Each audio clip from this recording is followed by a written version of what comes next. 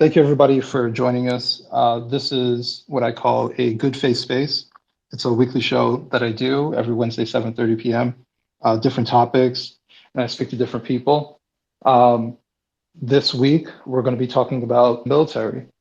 Um, I'm not someone who is in the military, so some of my questions are coming from a place of ignorance and curiosity, which is a good thing, to try to explore and understand things that you really know.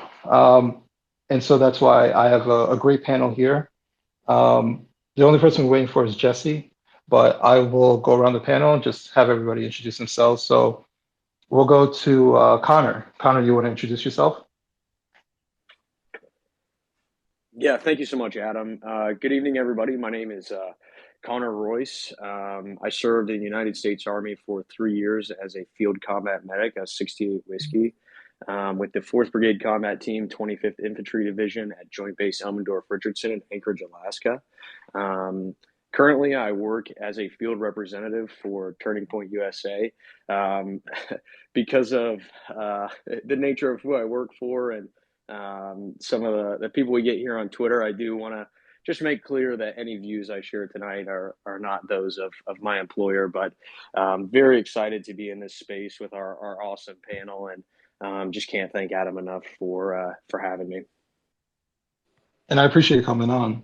Um, Aja, you want to introduce yourself?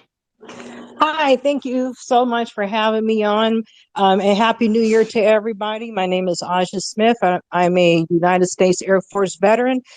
I served for 15 years in total, and plus with the Department of Defense. I deployed to a small country called Qatar during Operation Enduring Freedom. And I'm really glad that you're putting this on because mental health in the military is one of those topics that are overshadowed. Thank you. We'll go to Gretchen. You want to introduce yourself? Yes, thank you, Adam, for having me on. My name is Gretchen Smith. I'm an Air Force veteran. I'm the founder of Coda Vets. I started this organization in honor of my dad. He was a combat vet, 2 tours Vietnam. He ended up losing his battle with PTSD. This is an incredibly personal journey for me. My partner, Dr. Cindy Walter, and I have dealt with, oh gosh, I can't even tell you how many suicidal vets we've dealt with. Um, in the past 4 years. It's been a lot, dozens, maybe more than 100. I don't know where it's hard to keep count. I don't like to keep count. It's sad, but this is a raw topic. This is something that we need to discuss. Mental health issue is something that we need to all be wrapping our arms around and supporting each other. And I feel like that we can use social media platforms to do that. I think it brings us all together in a way that normally we can't be. And we have actually saved many lives by using these platforms. So I'm really looking forward to this conversation. Hopefully, we can grow from it, learn from it, and learn how to team up together to save even more lives, because that's what matters. Is one life saved is immeasurable. Thank you, Gretchen, again for coming on. Um, Jesse, I sent you an invite to speak. I'll send it one more time.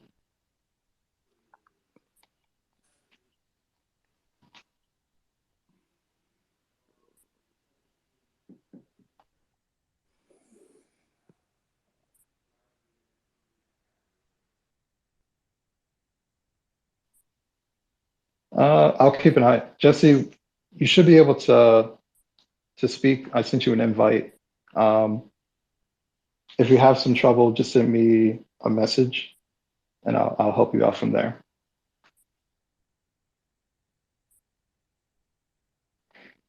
But in the meantime, oh, she left here. She's probably coming back on. Thank you guys for introducing yourselves. And I'll introduce myself for people who are not familiar with me. My name is Adam Coleman. I am the author of a book called Black Victim to Black Victor, which gives social commentary while also telling my personal story. I'm also the founder of Wrong Speak Publishing, which is a platform basically to advocate for free speech, or actually what I call is free speech with intellectual thought. And so what kind of got me into this particular topic, like I said before, I was never part of the military. But we did a previous spaces where Connor was on, and I don't remember the original topic, but we kind of got into the topic of mental health. And Connor was telling a pretty compelling and interesting story, his own personal story of what he experienced while being in the military.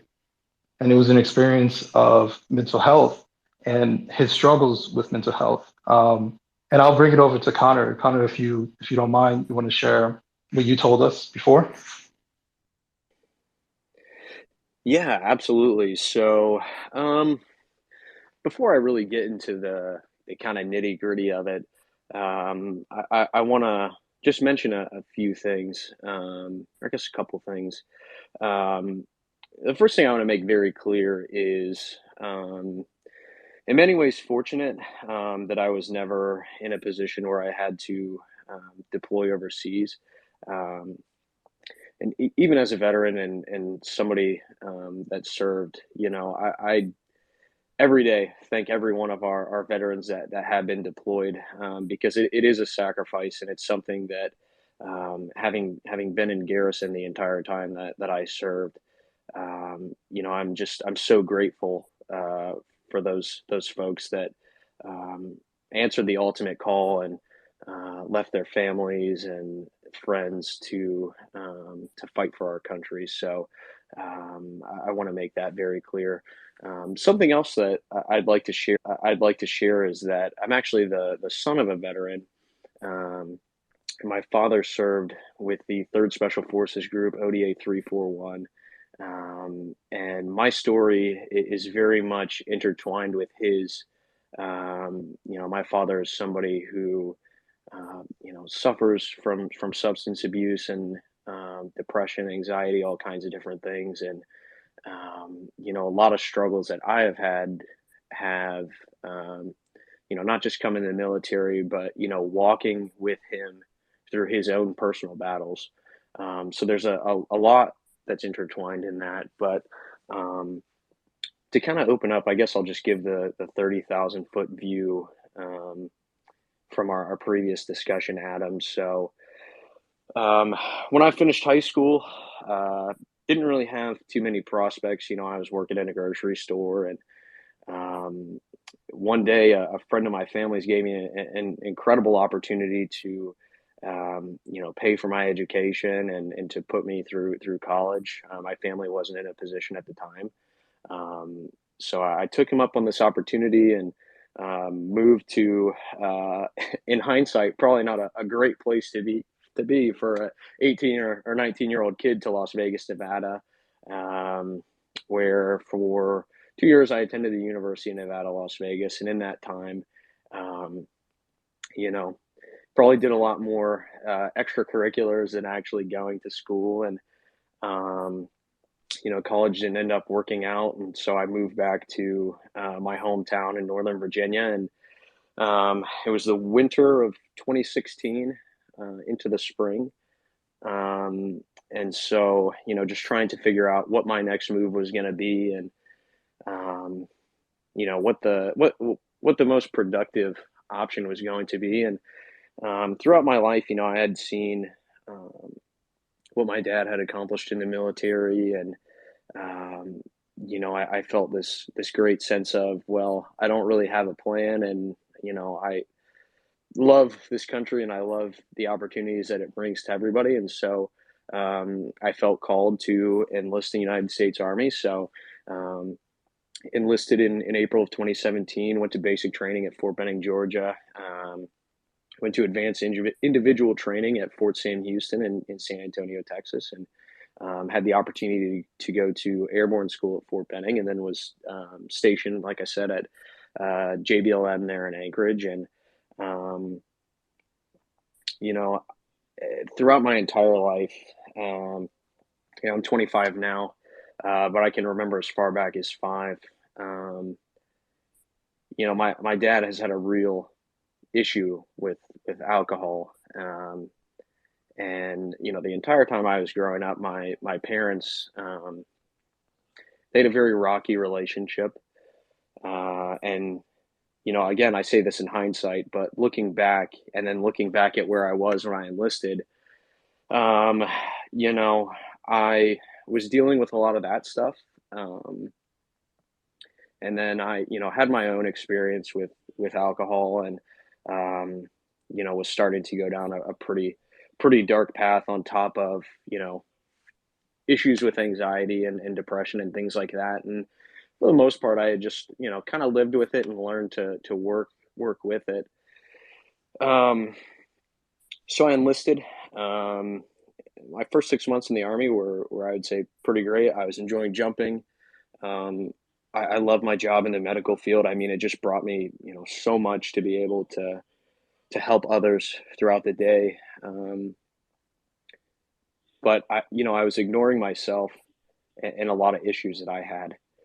And, this doesn't happen all the time, but every so often someone will come to me and um, they'll express interest in joining the military, enlisting in the military, and they ask me what it's like. And I think a lot of answers that people get are, great career opportunities, opportunities to go to college.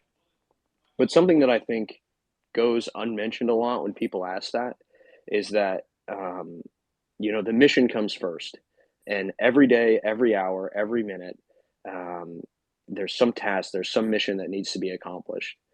Um, and going in, I don't think I fully understood that. And as I said, um, I was not taking care of myself. I was not taking care of my mental health. I was not looking after myself because the mission comes first. And after those first, excuse me, one sec. After those first, 6 months, it was really, starting to wear on me, and my own personal issues around substance, around depression, were really starting to kind of show through the cracks.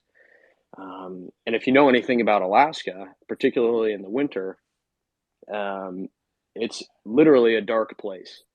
Um, so you add that onto everything that was going out, everything else that was going on in my own life. Um, I was not in a position where I was able to, complete the mission at whatever level it is, a day to day, an hour to hour. Um, and that was starting to weigh on me too. And so, I sought help through behavioral health. Um, and one of the things that I hope, we're able to really hit on tonight is that um, that I feel that the role of behavioral health in the military is obviously to get our war fighters on mission, get them in a position where they can execute. And oftentimes, what that means is, things like prescription drugs, antidepressants, things like that. And Adam, something that we talked about in our previous space was that for a lot of people, um, this is not a solution that works. Oftentimes, this is something that can worsen whatever problems there are. And just going through behavioral health and, you know, having been on some of these medications and looking back again, um, I feel like it worsened a lot of problems that I was experiencing, um, to the point where, issues with alcohol, um, really, really started to peak. Um, at my worst, I got to a point where I was self-harming, and um, I feel like your mind gets to a point where, or at least my mind got to a point where um, I completely started to disregard the big picture. And, every day I would wake up and it felt like it was never going to end, right? The struggles that I was going through. Um, and in that space, in that, sphere of the military, again, the mission comes first. And so oftentimes it feels like you have nobody as an outlet. Um, and so, it got to a point where, I didn't even want to be on this earth. Um, and it's interesting because on the surface, I didn't exclusively feel you know, I didn't want the trials of the day to day to continue. Um, and on top of the tasks that I had at hand, I mean, I was responsible for others' health, um, others' lives, really. And so, not being able to give others 100% and not being able to, I guess, really express the feelings that I was going through, the experiences that I was going through, really, um, it really weighed on me. And I will say that looking back, I'm very, very thankful that I was um, an active duty soldier at the time, because without the resources that are available to active duty soldiers, I can't say that I would be here today speaking on this space. I worked with some great individuals, some wonderful NCOs, and even at the officer level, folks that, really took a vested interest in me. Um, there are fantastic leaders in our military. But I guess what I'm getting at is we definitely need to, I suppose, reassess how we are rehabilitating our warfighters that are struggling with mental health. And I think the sort of one size fits all approach to it, whether it's prescription drugs or programs that are in place for those people on the front lines, whether it's in garrison or overseas, need to be examined. And even outside of the military, I mean, for me at 25 as a young man, I think there's a stigma around just in society in general, expressing some of these issues that a lot of us deal with today. And so, again, I can't thank you enough for offering this space for us. And, I'm really excited to, continue to share my story and hear everyone's input. And thank you, Connor. That's a lot that you just stated. And I know it's not easy for a lot of people to share those particular feelings. I've been very open with my mental health issues, even writing in my book. So, I understand it sounds easy, but it's not. And I would love for us to get to a place where this particular conversation can be a little bit more open. We can become a little bit more vulnerable and talk about these things so we can overcome them. I actually want to go to Jessie. Jessie, do you want to introduce yourself real quick? Sure. Hi, everybody. I'm Jessie Jane Duff, retired Marine Corps Gunnery Sergeant. Served 20 years on active duty in the Corps, obviously. And this is a subject that I had addressed very seriously with the VA. So forgive me because I'm not really capable of being a very good counselor or consultant for people because I'm not trained in that area. And I know when it comes to depression and mental health issues, it's a very, very serious topic. However, I would consider that my expertise has been more in addressing the inadequacies of the Veterans Administration and their capabilities of dealing with assisting in mental health. I do not blame the VA for 22 suicides a day. It has gone down to 20, then it's fluctuated up to 21. What I focus in on is not a money problem, it's a management problem. The VA is a government-run entity that has obviously really had some serious issues with its care of veterans, and it goes beyond just mental health issues. I was part of the team that really took the VA down when, unfortunately, Secretary Shinseki, who is an admirable veteran himself, disabled. His foot was pretty much destroyed in Vietnam, was not being held accountable for the lack of performance by the Veterans Administration. We had, 20 veterans died in the Phoenix Hospital who had been put on what we call fake wait lists. These wait lists are what were documented, so it looked like veterans waiting for appointments were only waiting 30 days, but they were recycling the lists every 30 days or so. And essentially, many men, predominantly men, were kept waiting for cancer treatments and other appointments over up to 90 days and longer. And they were being trained how to do this. This isn't something that was going on just in Phoenix. They were being trained how to camouflage the wait times for veterans so that they could get their bonuses. So they got their bonuses as long as people were not waiting over 30 days for an appointment. This isn't even talking about the backlog of people who hadn't even gotten through the VA gates yet. This is really where more my expertise is going after the horrible, inadequate, government-run VA. I'm a free enterprise gal. I don't think the government can do anything right. And we can see that with our public schools today. So we had up to 600,000 veterans that were on the just trying to get through the backlog of getting their benefits at one point. That peaked with Secretary Shinseki. I will give Secretary Shinseki a lot of great credit. He did ensure that PTSD, many of you may not know this, got recognized by the VA in 2009. PTSD up to that point had not been entirely recognized. Often it was called shell shock. Often there was little or no treatments. And many veterans were left, particularly our Vietnam era, was suffering far beyond what many of the veterans today have access to. PTSD did not get recognized till 2009. And I think everybody on this call is old enough to have been alive at that point. So that's a tragedy. Fortunately, and unfortunately, because he finally recognized it, we had a surge of people claiming benefits, primarily for PTSD. And a lot of your Vietnam era and since then were applying to get benefits, and many of them tragically died waiting. There, I think in 1 year, 30,000 people died just waiting to get recognized for benefits. So that's the bureaucracy that I more or less try to focus in on. I'm also actively involved with outside groups. Here's the one thing that I think all of us have to recognize. It's people like Gretchen and many of some of my close contacts who have built charitable nonprofits that actually are making the difference. So the biggest thing that the VA does not focus in on is your soul. It will try to address your mind with medication. It can address a physical limitation, but it will never talk about God.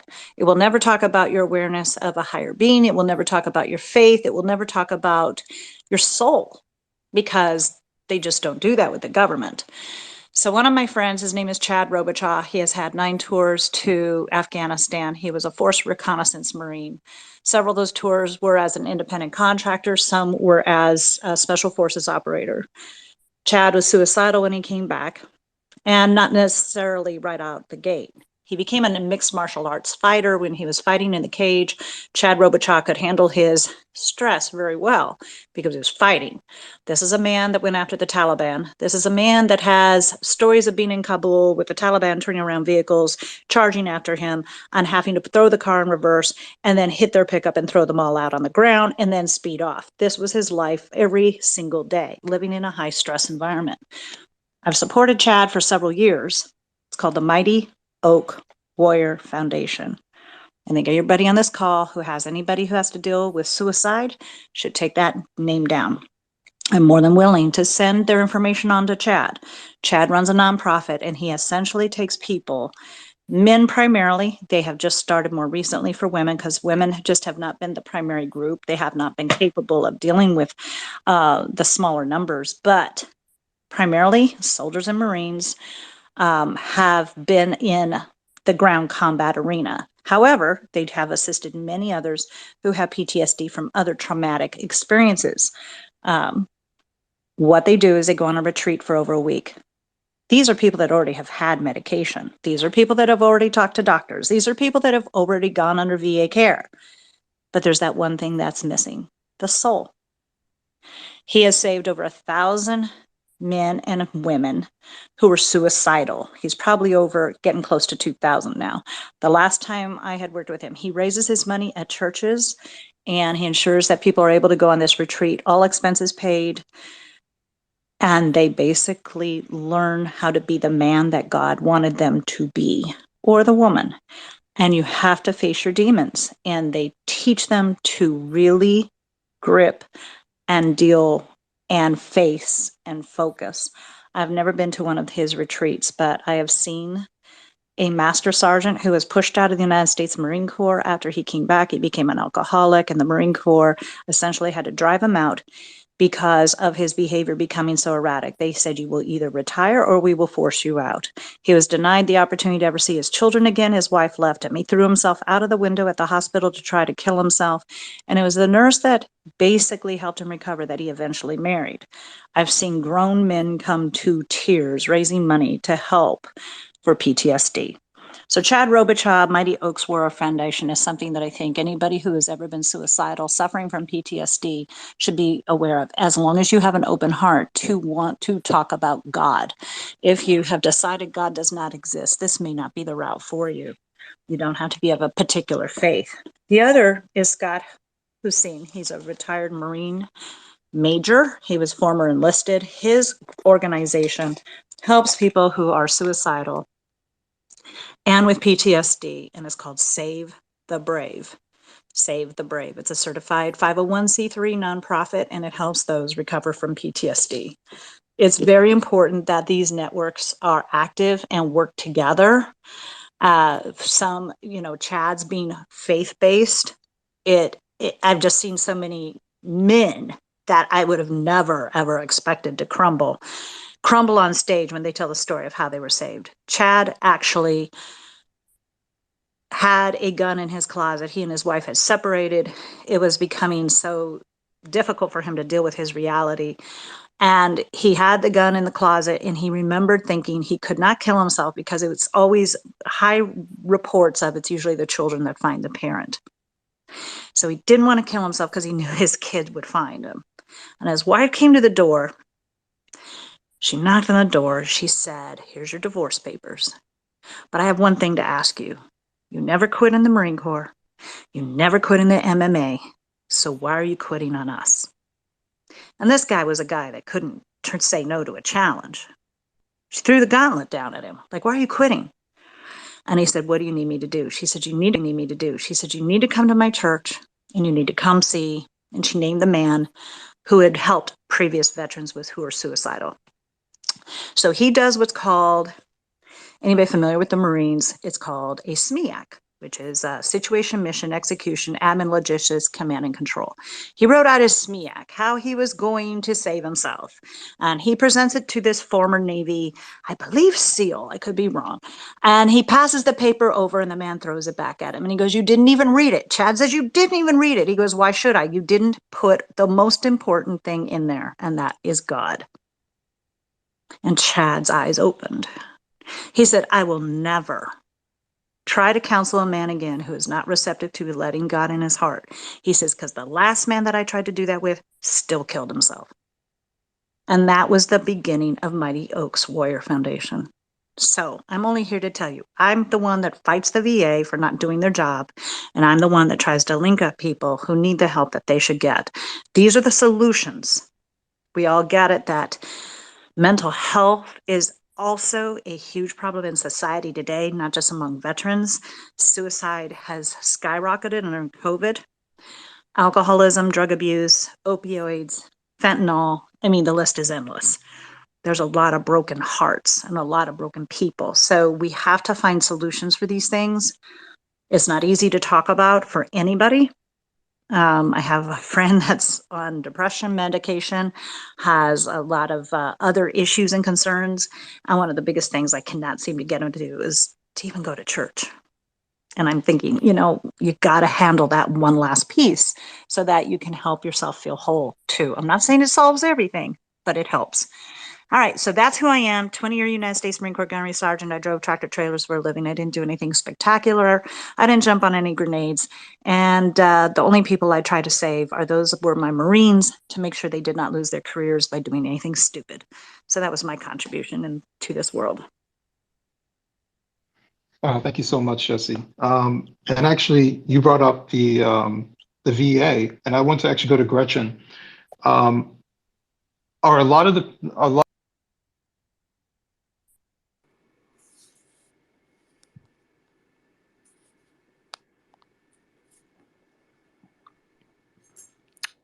Hello?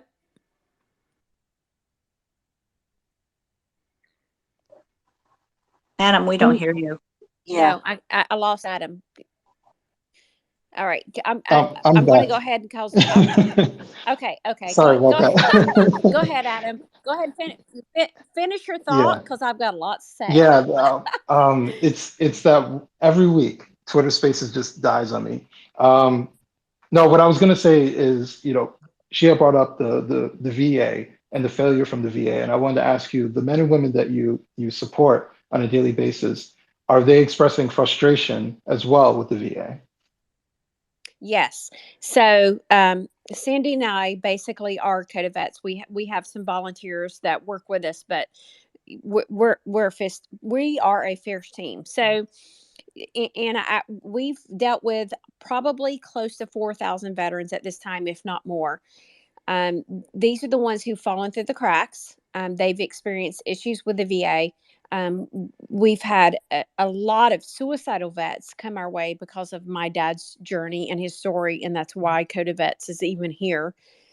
And just with the 1-800 number, the suicide line, I just think it needs to be highlighted and notated because maybe, if there's enough of us and we can voice, a concern. They don't work on weekends and holidays. That's huge. Not a lot of people know that. So what will happen is a vet will call, and what they will say is, we will get back to you on Monday or Tuesday or whatever that holiday happens to fall on. You can't do that with a suicidal veteran. So if a suicidal veteran can't wait 48 to 72 hours, you need to deal with it in the moment that it arises. And that is what is happening to the veterans that we are dealing with, is that they've tried to call the 1-800 number that we actually post and tell veterans to call.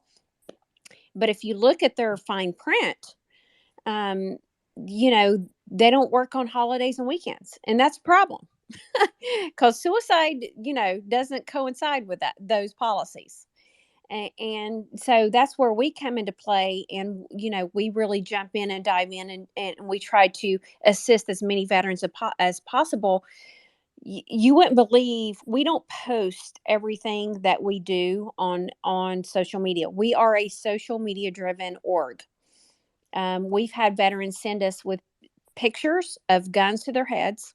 I had a veteran who videoed himself swallowing a bottle of pills. We deal with some very serious issues on a daily basis, and it's taxing. And it shows where the weaknesses are in our system. It shows where veteran orgs are really needed. And I really do appreciate the support that anybody out there who's listening is giving to Coda Vets, because not only do we need you, we need so much more, because every single supporter and every retweeter, every donor, you are saving a life. I can't stress that more. We've partnered with Camp Hope out in Houston, Texas. They deal with combat vets who are dealing with PTS and TBI, combat trauma. And we will pay for their plane ticket just to get out there. Believe it or not, there's an issue with veterans getting to the help that they need. We have found that is a weakness. We have partnered with that particular org, and we've paid for dozens of combat vets to get out there, because if they don't have the money to get to the place they need to be, they're dead, literally. It's this is no joke. PTSD is a killer. Yeah. It took my dad. And I don't work for a paycheck. I never will. I'll never make a penny from Coda Vets. It's not about that for me. It's about saving a life. It's about giving that veteran a second shot at living, at being with his family, like my dad didn't have with me or his family. And we need to do better by our veterans in this country. And I agree. Jessie and I are personal friends. We have met and talked about this personally. We need to do so much better. They deserve better. And our government is failing them. And that is where we can pick up the slack and save lives. Wow. Okay. And actually, I want to go to Aja. So Aja, running for office, and also being in the military, were there was there anything on your agenda as far as running for office addressing military needs? And also, did you have anything that you had personally experienced when it came to the VA and any inadequacies that they had? I actually started crying because I thought of my friend. I've had about 5 friends who committed suicide. I'm sorry. Take your time. Um, I remember even when I joined the military in boot camp, we had a brother flight, and one of my brothers, luckily he lived, but he hung himself.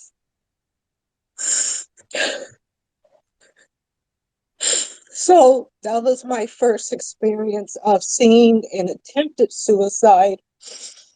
And I remember my friend, a really good friend of mine, she had a lot of personal issues um, with mental health and alcoholism. And I remember her taking off one day, and the next day she didn't come to work. And I remember her brother called us and said she had hung herself and committed suicide.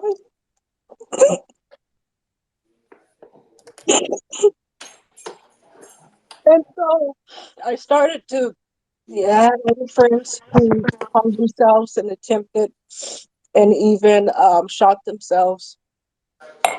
And so before I ran in 2018, we got a new congressional rep, Mark Takano. And for he didn't have any military experience, but they gave him the chair of the VA. So when they tell us if you have an issue, you contact your congressional rep. So we had many issues, but the morale rate where I was stationed, the suicide rates, depression and mental health, he was not responsive. And people complaining with the VA. I live in Southern California, so Loma Linda and LA VA is the two of the worst VAs in this country. My grandfather, who was really my main father figure in my life, he served 3 wars, World War II, Korea, and Vietnam. So I used to hear all the stories, especially when he went to Vietnam and came back. And thank God that he was very strong enough in faith where, he didn't get to that point, but he was an alcoholic. So when I hear about the alcoholism, I know, because that's the way a lot of vets cope. So fast forward, when we were trying to contact and trying to get moral support and better help, it was pretty much, I'll get to it, I'll call back, I'll research it, have my staffer. So that was really one of the main reasons why I ran in 2018, because of the lack of service and compassion that he had for us veterans and those who were serving, and even civil service employees. And that was something that I went on the voting record and pointed out to a lot of the constituents, that he only comes around and supports us with photo ops. So when it comes down to the VA issues, I started to learn more. I'll do a full disclosure. I was part of the AFGE union. I held office because I wanted to make a difference into people's different issues, and especially people saying, hey, our current congressman isn't doing anything. My local was very good, but the national was horrible. And I understand where Jessie's saying when it comes to the VA and the bureaucracy and the issues, because part of the problem was the union. And LAVA is another problem, as I remember my grandfather fighting them for years and years to get proper documentation, proper medical, but he fought. My grandfather was retired Chief Master Sergeant of the Air Force, and he really fought. And he taught me a lot before I joined what I'm going to face in reality when it comes to VA, mental health, and especially being a female, that I will probably not get as much treatment, because women in the military, we really did it, where I first experienced my friend who was a female, I'm not going to mention her name, she committed suicide. Because what the issue that we had long time ago, 20 years ago, if you showed any sign or expressed to the chain of command that you were depressed or overwhelmed, they will automatically try to discharge you. So a lot of people kept their emotions secret and turned to alcoholism. We even had a security forces guy who turned to drugs. And so and the only person that we can go to in confidentiality was the chaplain. But he is not a medical expert, but he gives you all the grace and really come to understand God. But a lot of people just don't feel that's enough. I've had other friends who just couldn't take it anymore. I was very good friends with the pilot. He deployed and he came back, and I saw him. He gave me my little souvenir when he came back, and 3 days later, he committed suicide. And then we had a suicide on base, and we were saying, "Where's our congressman? Where is he? Why isn't he addressing these issues? The base is in his district." So putting people in the right positions to understand, and not for photo ops and resume building, is what we really need. And like Connor said earlier, we do get stressed out, and we're supposed to be these superhumans where we want to protect and defend the Constitution, but we do have emotions. We get stressed out. I've been there. I've been stressed out. And I during my military career, I've always believed that Jesus Christ is my Lord and Savior. But I had a stronger relationship with him, because I had to be strong for everybody underneath me and even senior leadership. And I remember some days I would just cry and say, I'm just too tired. And I would have great first sergeants and even those who were below my rank and say, "Okay, Sergeant Smith, you'll be fine. We'll take it over from here." But I had to be strong too for everybody, and also tell a lot of my younger airmen that were underneath me that God's got you. If you get stressed out, here's my personal phone number and call me. I don't care what time it is, just call me, because people really don't know a lot of the bureaucracy that goes on while serving. Trust me, serving was the best part of my life. It was a great feeling to meet the wonderful people, go to different states. I met some famous military members like General Chuck Yeager, the women of aviation. But at the same time, we have to understand, as everyone, including civilians, that we have emotion too. And when I see how people that we elect, they tend to forget that when we're asking for help, it's not that we're being needy or well, you signed up for it. No, we are humans too. And I think about my other friends who committed suicide or attempted. It really hurts and bothers me, because I think of their families still today, their children, their wives, their husbands. Um, and when we want to really fight Washington and tell Washington, you have to do a better job. I believe in public and private partnership, especially I live in Southern California, where majority of our homeless people, especially in LA, are homeless veterans. And I remember, I think it was about a year and a half ago, where it's a rise in female homeless veterans. And to really start recognizing that.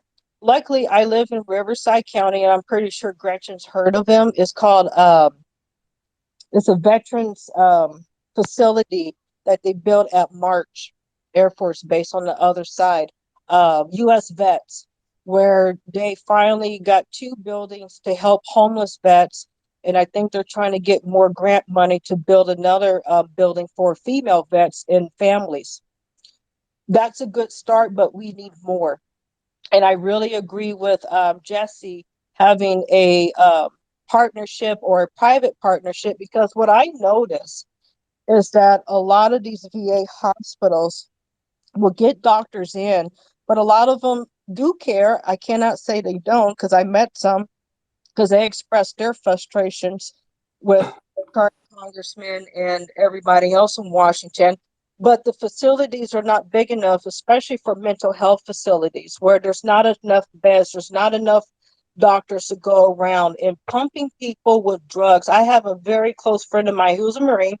He's a Marine, and he showed me his medication. They put him on 30 different types of medication. He said, if I take this, I will be a zombie.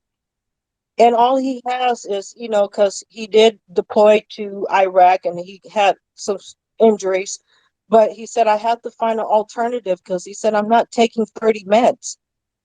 And that's what they want to do, just pump you up with meds.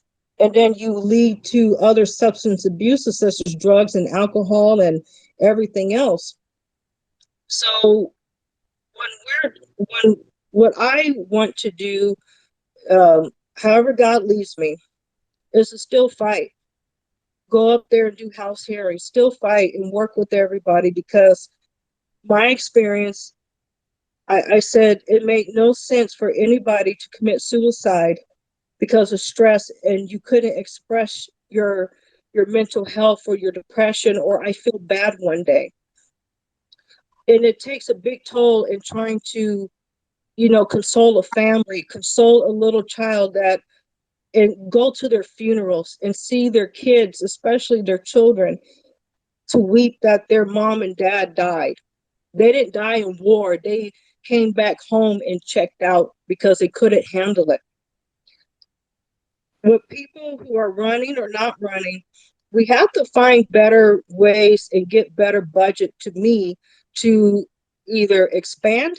Well, we need to expand, and plus to really push where you can go to a private physician and get a lot of this treatment too, and not just rely on the VA. I know the former president, he started the voucher program, but we need more. But a lot of veterans have stuck. No, the VA promised me they were going to take care of me. And I met some veterans like that, and I said, well, can't you get a voucher and go to like Kaiser or someplace else? They said, we would love to, but I signed up where they're going to take care of me. So trying to get that into better place, and especially I live here in Southern California, where you have a lot of veterans that really feel that their country did not take care of them. And to have more counselors, to have more better community relationships, not just on the federal level, but at the local level, where you can have great partnerships and organizations like Gretchen's. We need more of those around every single city, to have volunteers to help people and their families on how to cope and how to look for signs. I had another good friend who, one day I saw him, the next day he checked out. I couldn't believe it. And his parents said, we never even saw a sign. Never saw a sign. And so we can always do a buddy check. We've always gotten training. But I was very blessed that my grandmother, she served too. She served during the Korean War. That's how she got her training as a registered nurse.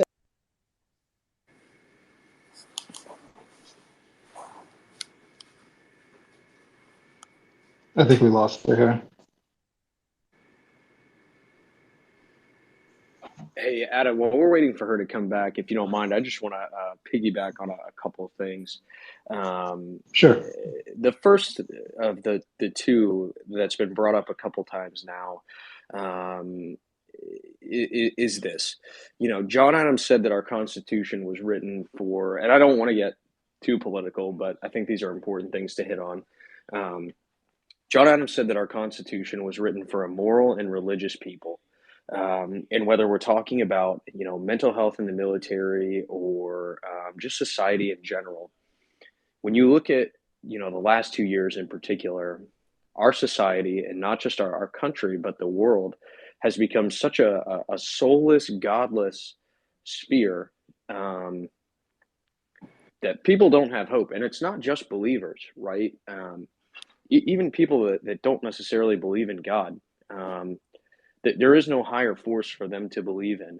And, aside from the topic that we're discussing, I think it's so important to insert God or insert a higher being into these discussions, because we've gotten so far away from it. And I think that you can attribute almost everything that we're dealing with right now on this earth to getting away from that. The most basic principle, the ethos of America. And so I think I would be remiss, and I think we would all be remiss not to highlight that. Again, I don't want to be political, but I do want to state, and I do want to say to Gunnery Sergeant Duff directly, thank God for her and the Trump administration for what they did to take Veterans Affairs to task.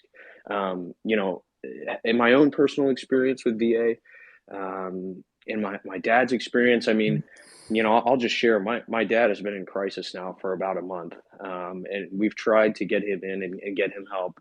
And it's ridiculous. I mean, I see every day just going to his house and visiting him and checking in on him. You can feel his soul. You can feel his, his care for the world, his care for people. You can feel it just slipping away every day. The more that he's in his own head, the more that he drinks, and it has been a real shame dealing with VA here. But thank God for the administration, and again, thank God for Gunnery Sergeant Duff for what they do to take VA to task, to hold them accountable. And the work that they've done has yielded incredible things. I live in Ohio, and anytime that I've had to interact with VA or helped others, it is not uncommon for me to talk with people there, and for them to just flat out say, before the Trump administration, this was a mess. And the fact that they took the time and they took the resources to even address the issues in the system are something that they're eternally grateful for.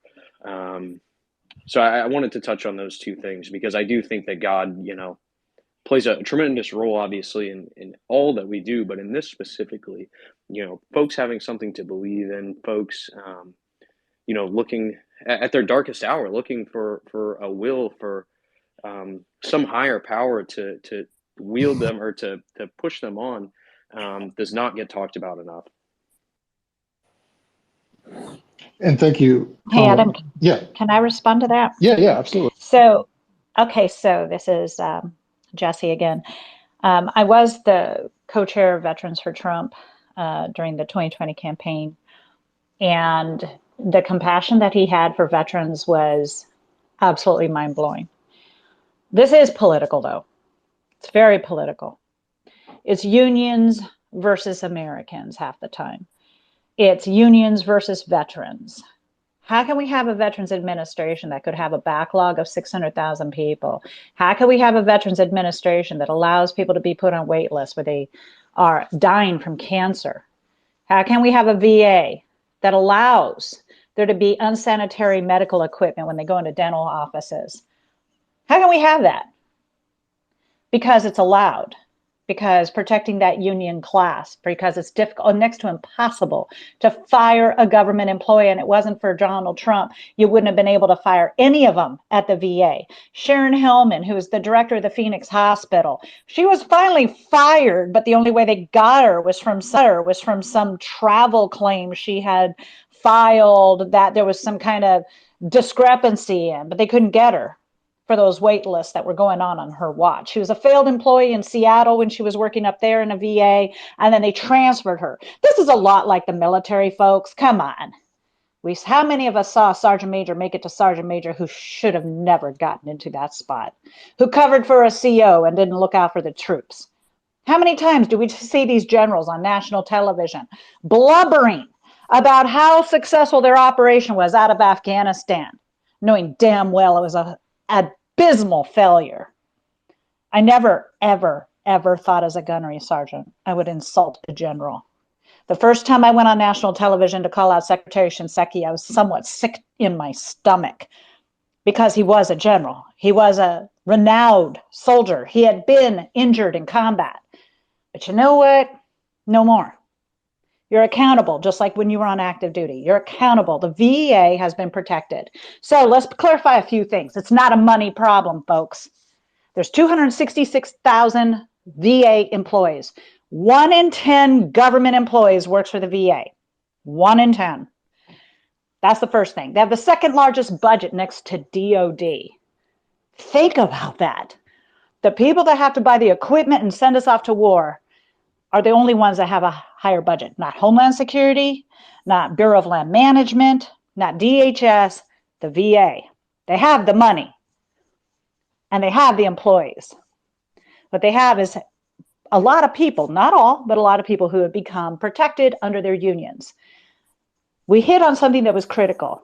Wherever you stand in your faith, I don't really give a damn. I'm going to be very honest with that. I'm telling you right now, the people that have succeeded the most are those who have put their faith back in God to overcome the illnesses and not depending upon the medication, because you're 100% right. You become a walking zombie on half of this junk that they're going to shove in your arm or shove in your mouth or medicate you, and then you're not capable. That's one thing Chad Robicha said. He says you can sit at home with your 100% disability and your VA benefit for PTSD, but you're never going to become a citizen back in this world. Don't you want to be a productive man or woman for your family, for your children? He does that hard talk with those men and women. He does that because if you can't address their suicidal tendency and you just stop it the one time, you haven't solved it. They're going to go back. That dark place has to be addressed. That dark place has to be somewhat handled in a different way. And the VA will not take care of your soul. It's going to medicate you, bandage you up. They might have some talk therapy, but again, you're not going to be able to talk about your faith. You're not going to be able to talk about your religion because of those ridiculous laws where we've pulled God out of our government. So let's not make any mistake. When we say we need more, we don't need more money. We need people that care, that work at the VA. Donald Trump enabled it so we could fire them. Donald Trump ensured that he had a 1-800 hotline that could be that you could get to 24/7. I don't even know what happened to that. To be honest, I dare to say Joe Biden probably wrote it off in one of those 17 executive orders on his first day in office, because anything that had Trump's idea behind it was destroyed. I started working on getting it so that you could get your care paid for outside of the VA if you were within 50 miles, if you were 50 miles or more from a VA center. You know what the VA tried saying? Within 50 miles of a crow flies. Now, that would be probably 120 miles by road. So many people still fell within that 50-mile radius. They were just being jerks about it. There are vets that were submitting their medical forms to get reimbursed, and they went unpaid and got bad credit. It's almost as if everything the government touches turns bad. I just want to say, look at our public schools. It was so inefficient. There are good in Florida, I've heard, some of these locations where they have maybe a higher veteran population, but others have been horrible. Even the VA right there in Washington, D.C. had neglected veterans recently. So I don't know where it's at right now with this administration, because I'm not connected to anybody who is in the VA anymore. I'm not connected to any of the administrators. I'm not connected to any of the people, the former undersecretaries that I used to know, like Darren Selnick. So all I can say is that's why outsiders have to fix this. It's almost like parents have had to come together for homeschooling and private schooling. We have to do this, because we could go and try to legislate, but even if you win a seat in Congress, you're in there with 200 and some odd people. We've got 23 congressmen that voted to ensure that women are drafted. Republicans. Now, I'm sorry, I don't care what anybody says. It's not an equal opportunity issue. It's a combat readiness issue. The only reason you draft people is when you need to replace combatant troops. Less than 1% of our country even serves. Less than 5% or less than 15% of the young Americans today can even serve because they're either fat or unable to pass high school or have a record or a myriad of medical issues, childhood asthma being one that'll disqualify you. We have such a tiny percentage that are going to be able to even qualify. With women, it's even going to be smaller. And you're going to waste all that money to prove a civil rights issue? The military has never been an equal opportunity organization. And I don't mean that based upon race or gender. I mean it on capability. You have to be physically fit. You have to be capable. You have to be able to fight hand-to-hand combat in war. And the draft is to replace the combatant troops. We have 23 Republicans, one of them being, Matt Walsh down in Florida, who's highly acclaimed because of his time in Iraq and Afghanistan. He voted for that. What in God's name was he thinking when you know doggone well as a Green Beret? That is just ridiculous and absurd, because all you're going to do is have to lower the standard and you're going to have a less qualified combatant force. That's all you're going to do. So the VA itself is a product of government poisoning. I would love to see it fixed, but I'm not going to hold my breath. So what is our solution? Groups like Gretchen are phenomenal. I keep talking about my friend Chad Robicha because he's just one that's not here to represent himself. But Gretchen, Chad, there are others. We have to ensure that on Twitter we promote them, that we ensure they get the donations, that they are able, because they're legit and they're actually reaching out and healing people.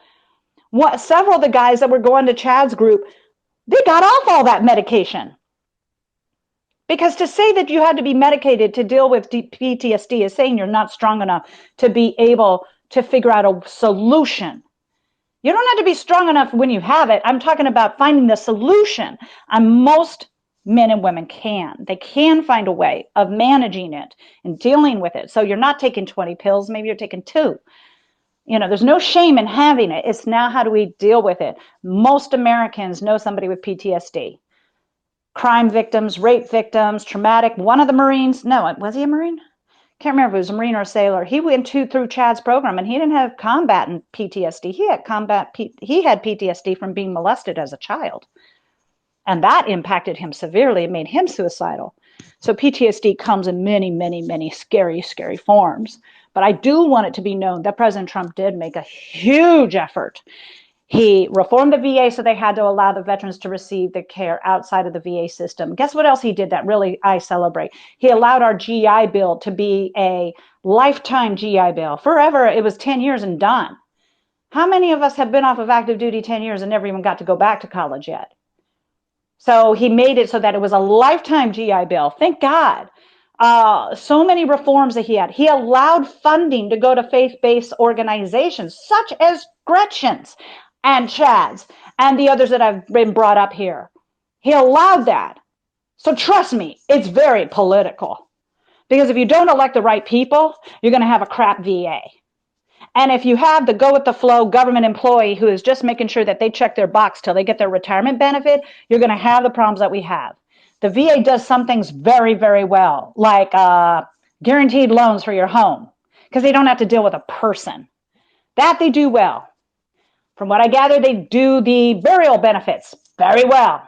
But we're not doing what we need to do best, which is dealing with the living and the traumatic injuries that they are having. They also do very well prosthesis. I can't even say it. The legs, the arms, they have some of the best in the world because of the combatant injuries they've had to deal with, better than most hospitals. But when it comes to mental health, they definitely lack. When it comes to getting your care outside of the VA system, because you don't live with it, when you live outside of that 50-mile radius, they do that very bad. And why is that? They see the outside as competition. They don't want to relinquish the money that they get off of every single person that walks into the VA. It's money, folks. Money, dollars. That's what these folks respond to. And it's unfortunate. And every time they go up there and ask for more money, they get it. But they're not held accountable for the results. So what good is that? That's the biggest thing we have to recognize, is that pouring more I want to find out where's the money going now. The second largest budget next to DOD, and 1 out of 10 government employees works for the VA. It's not a money problem, it's a management problem. That's it. Sorry. I get on a rant. Sorry. I'm a speaker. And I do have to run soon because I'm having a documentary air that I hope you all watch tonight on January 6th on Newsmax. It's a phenomenal documentary, and it kicks off in 25 minutes. It premieres. It's phenomenal. So I hope you can all watch it. And they interview Ashley Babbitt's mother. And by the way, those of you who don't know this about Ashley Babbitt, she was a military police officer. She knew that.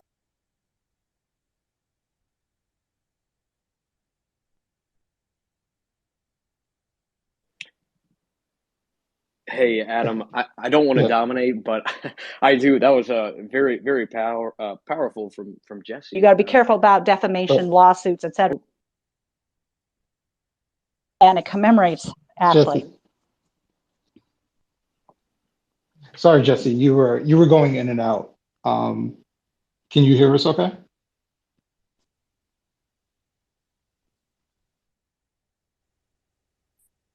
Maybe she was having some issues there. No, I'm fine. I'm But done. I'm done. Go ahead and go because I'm taking up too much time. I was just going to say I'm going to have to cut off soon anyway because Okay, no problem.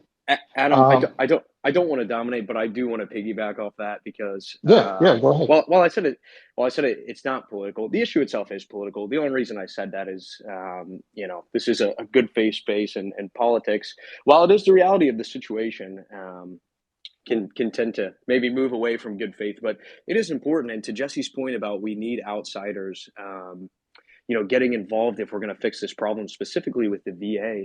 What's encouraging, what should be encouraging, is that, and what it's going to take, is our military leaders, our NCOs, and our officers, holding elected office and being the change that we want to see. And we're starting to see that already. You look at someone like Aju, who's running for Congress in CD 41 in California. We've got Joe Kent running for a House seat in Washington CD3. Even here in Ohio, and I'm sure Jesse's familiar, Marine Staff Sergeant Jeremiah Workman, Navy Cross recipient, running for Lieutenant Governor against our current Governor, Mike DeWine, with Mr. Joe Blystone, who is our candidate here. We're starting to see our military leaders, answer another call and step up to fix these issues that we see in the VA, in DC, Columbus, wherever, and really start to take the lessons that they learned in their time serving and start to enact the change that we want to see policy-wise at the State House, on Capitol Hill. Jeremiah is somebody that I've got to know very intimately, just working on the Blystone campaign here in Ohio. And this is something that, when Joe picked him to be his running mate, was topic number one. How are we going to take care of our vets? How are we going to take care of, our homeless vets? So to Jesse's point, it is a political issue, and we're not going to see change unless we get the right people in office, not only at a federal level, but at a state level. And again, President Trump overwhelmingly, and I don't know him personally, but by all accounts, overwhelmingly made veterans a top priority for himself. And we're starting to see, again, our NCOs and our officers answering the call, running for office, and really pushing to continue the work that he implemented in his time at the White House. So I don't want it to get lost in translation that it's a political issue, because it is a political issue if we're going to see change. And it's just so encouraging to see our leaders step up and really push to address this issue, because it's only getting worse every day. And if we don't get those people in there that see these issues firsthand, that worked with folks that were going through these issues on active duty and after their time, we're not going to see any change at all. So I just wanted to piggyback on that. It very much is a political issue. And fortunately, again, with Aja, people like Joe Kent and Jeremiah Workman here in Ohio, I think that the work that President Trump did is going to carry over. And I think building a coalition at all levels of government of veterans who truly care about their brothers and sisters, we can see some positive change. But we do have to continue to ask the questions, and we do have to continue to take our institutions to task and hold them accountable, because there should be no veteran or homeless veterans. There should be no veterans putting guns to their head, swallowing pills. It should not be the case at all. These people answered the highest call possible. Many of these people, saw things that they never could have dreamed of. And for us to, in effect, turn our back on them and not get them the resources they need in a timely manner is beyond a disservice to them. And it's our elected officials that are going to make it happen, and we have to hold them accountable. And again, we have to get the folks that saw this firsthand in office. Aja, you had your hand raised. You wanted to say something? Yeah, Twitter needs a new IT department. So, no, I got the last part with Jessie. Firsthand, you're absolutely correct with the management and the personnel issue. As a personal experience, AFGE, which is the federal union, is the number one problem of why you have so many of those issues. And they actually need to be put up on a House hearing as to why the VA system is the way it is, with people like yourself and Gretchen. I see my other friend that just came on here, James Bradley, he's running.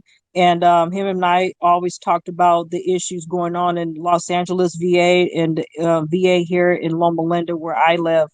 And people like us really need to get a House hearing and have the AFGE National on the hotspot to get to solid answers and to correct these problems. Because as a former federal employee, I saw both sides. And what was going on at the VA, I mean, this problem went back when my grandfather got out the military, dealing with Los Angeles VA just to get paperwork and just to get medical. The backlog is ridiculous. I can bring in people and have my own testimony with other people. The problem goes with the union that controls it. The union, the head union, they wouldn't endorse me. They wouldn't support me because I had an R next to my name, and it shouldn't have mattered because I was the one, unlike my opponent, that had more experience, that knew the issues and how to do things and how to correct them. But they wouldn't endorse me or support me, the national, because of I'm a registered Republican, and they only favor the Democrats. And that really needs to stop too, because if you have somebody so compassionate and knows these issues, it shouldn't matter what your political party is, but it does. And so I like to see how God leads me this time around. He's leading me to different directions and to different things to get a better coalition, to really get a House hearing and to show in all of our experiences, especially with Jessie, bringing Gretchen, James is on here, Connor, and a lot of us that have experience and been dealing and trying to fight, that it's the bureaucracy of it. It's the poor management and the workers, because they're being protected because of the union rights. I'm not bashing unions. There are pros and cons to it. But when it came down to the VA issues, their local unions are the problem. And with the backlogs and everything else, and they need to be held accountable, because how can you backlog and backlog appointments while somebody has stage 3, stage 4 cancer and they're on the verge of suicide because you want to take an extra 15-minute break? That's not right. We're dealing with human lives. We're dealing with people who served, who deployed, who took an oath of office, and you're just playing with their emotions and their livelihoods. And that really needs to stop. If we're going to be serving, and we serve very honorably, and we have issues, then our voices need to be heard and hold accountable the management and the heads of the VA system and the chairs, and also some of these generals, saying you got to maybe stop taking donation money from AFGE. And that's what it boils down to. And because you give a donation, okay, I'll do as you whatever you want me to do. And that's where what I did with my research, even before I ran, and when I ran and started following along, is to follow the money. Who are they giving money to? Who are they making sure it gets into office so they can stay comfortable behind their desk jobs while you have somebody that needs cancer treatment, trying to get an appointment, trying to get services so they won't get suicidal, so they won't get on drugs. And that's what, I don't care what party preference you are, we have to look at the human factor of it. We have to really start holding the elected officials accountable and start saying, okay, if you're going to take money from the union that has the problem, then we're going to have to start exposing this, because like what Jessie said, the backlog for appointments, I remember at one time, was so ridiculous. It was like, I had a coworker, her husband served, and so she took off from work to go to take him to his appointment. And when she got there, her husband, he had to be in a wheelchair because he had hip problems. And she said, when I got there, they said my appointment was canceled. And she said, why didn't you tell me this in advance? Oh, it was canceled. And he couldn't get another appointment for 3 months later. And see, that right there, that's where accountability really fell through the crack. I am blessed. I have a great insurance company. If my appointment's canceled, my doctor primary tells me a day before, 2 days before. So, but hearing these stories and hearing everything what everybody's experienced, this is where it's an elected official problem. It's a union problem. It's really a federal problem when it comes down to who's taking money so people can stay comfortable. When it comes to organizations like Gretchen, to really fund them, to expand those organizations too, so then we can have teams, we can have people to help when somebody feels like they want to commit suicide or talk to really expand those type of programs, like the program here, US Vets, get them more funding, more grant money to have more great facilities for homeless vets.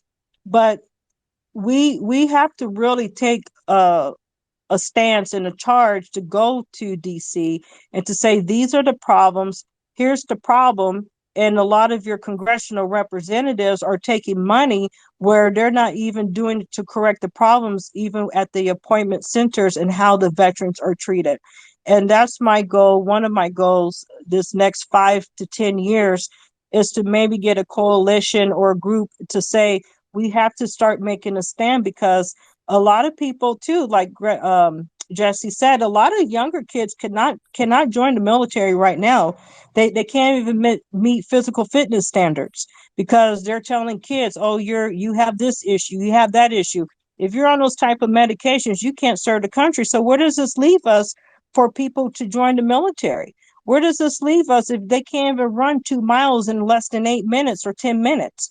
And so this is another problem that we have to face. But our current veterans issue is that we really need to start taking a better stand and having a bigger voice in Washington, even if we are elected or not elected.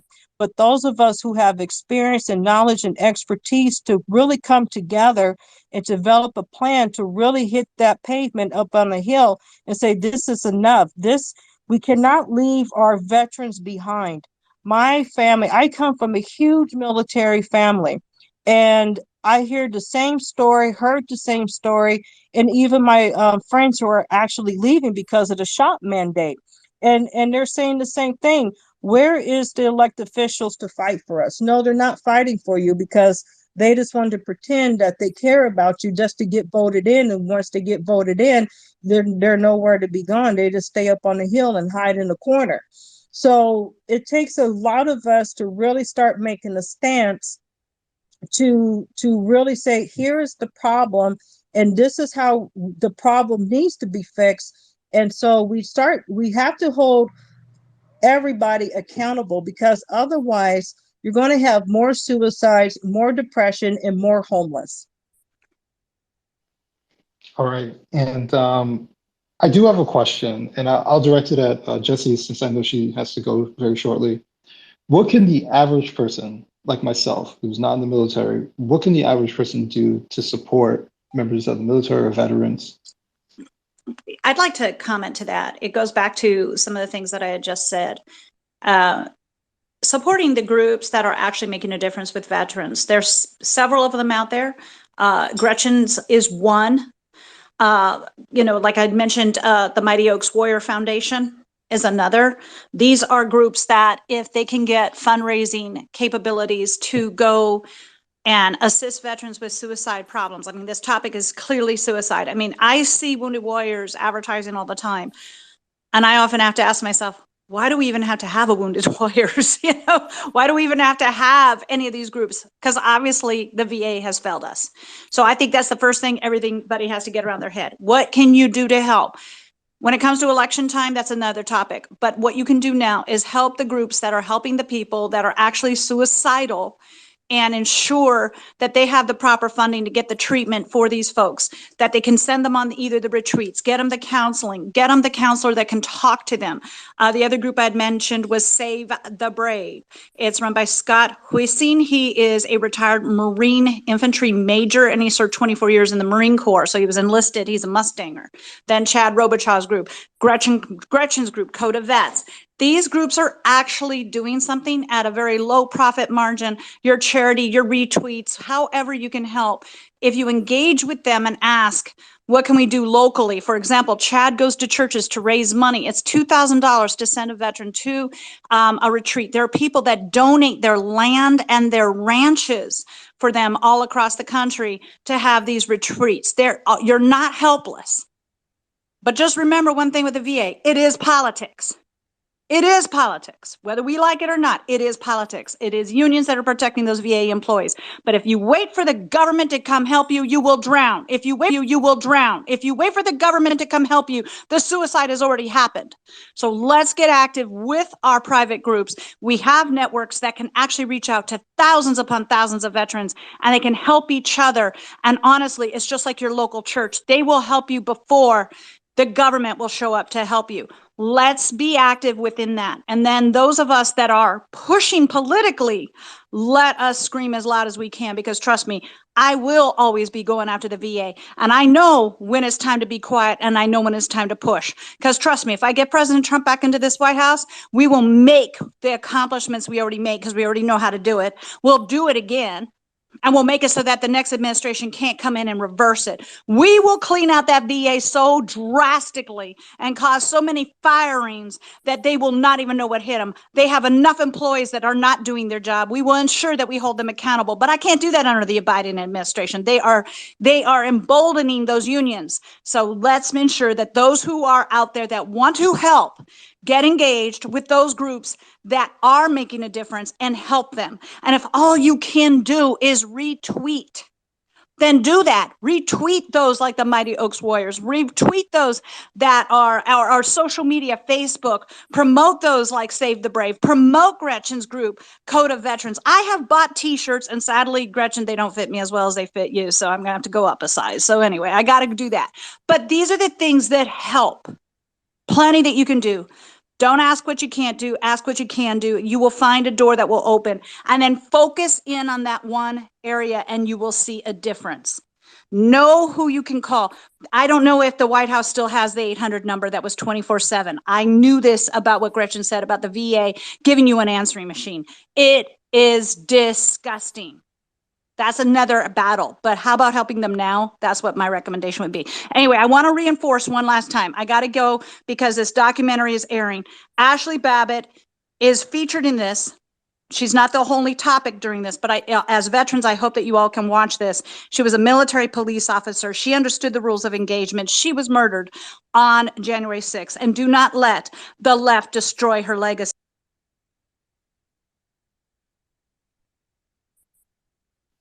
All right, thank you, Jesse. I think you cut off at the end, but I appreciate you.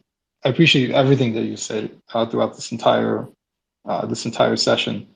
I think for myself, like I said in the very beginning, I'm coming from a place of ignorance. I don't have any military family members that I'm close with. I wasn't in the military. So for myself, I just wanted to learn. And I feel like I learned a lot in a very short period of time. I hope other people felt like they learned as well. One thing I will say is the perception for someone who's an outsider was that the VA, one of the biggest problems with the VA is that there wasn't enough money. But obviously, the way you guys are explaining it, that's not the issue. And the other thing that I think a lot of people on the outside thought when it comes to PTSD or suicide is that members of the military aren't reaching out for help and they're trying to do it themselves. And it sounds like it's quite the opposite. Members of the military are trying to look out for help. Areas of the VA are big areas of failure that's not helping to assist them. I believe Aja mentioned kind of like the catch-22. If you're enlisted and you're having an issue, reaching out for help can get you kind of pushed out of the military instead of helping to keep you in and have that bond within the military. So I really appreciate everybody bringing different elements to this conversation on mental health within the military. I don't want this to go too long because I know we've been speaking a lot, but there are people who do want to add their 2 cents to the conversation. My only request is that if you have something to say, try and go straight to it because there are multiple people who do want to speak, and I just want to be respectful of everybody's time.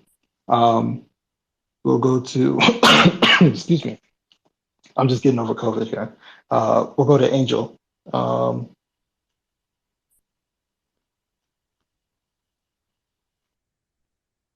Andrew, you can unmute yourself. Hi, good evening, everybody. So I just wanted to address, my advocacy here is for police. I'm a big advocate on Twitter for police, but this subject is near and dear to me for a couple of reasons. I lost my first partner to suicide in 1996. There have been 969 police officers that have committed suicide since 2017. Many of them are veterans. My son just became a police officer. Half of his academy class, including him, are veterans. So this is something that I think, and I don't know if I think Gretchen got off, but maybe there should be some sort of collaboration between the veterans organizations and also organizations that try to bring awareness to police suicides because it's kind of a all-encompassing thing, right? A lot of the cops that are killing themselves are also veterans and they have PTSD, and they're also probably one of the most marginalized members of society today just because they wear a uniform. So that's just my 2 cents. Thanks for letting me speak. Thank you, Angel. Does anybody want to add any comments to that?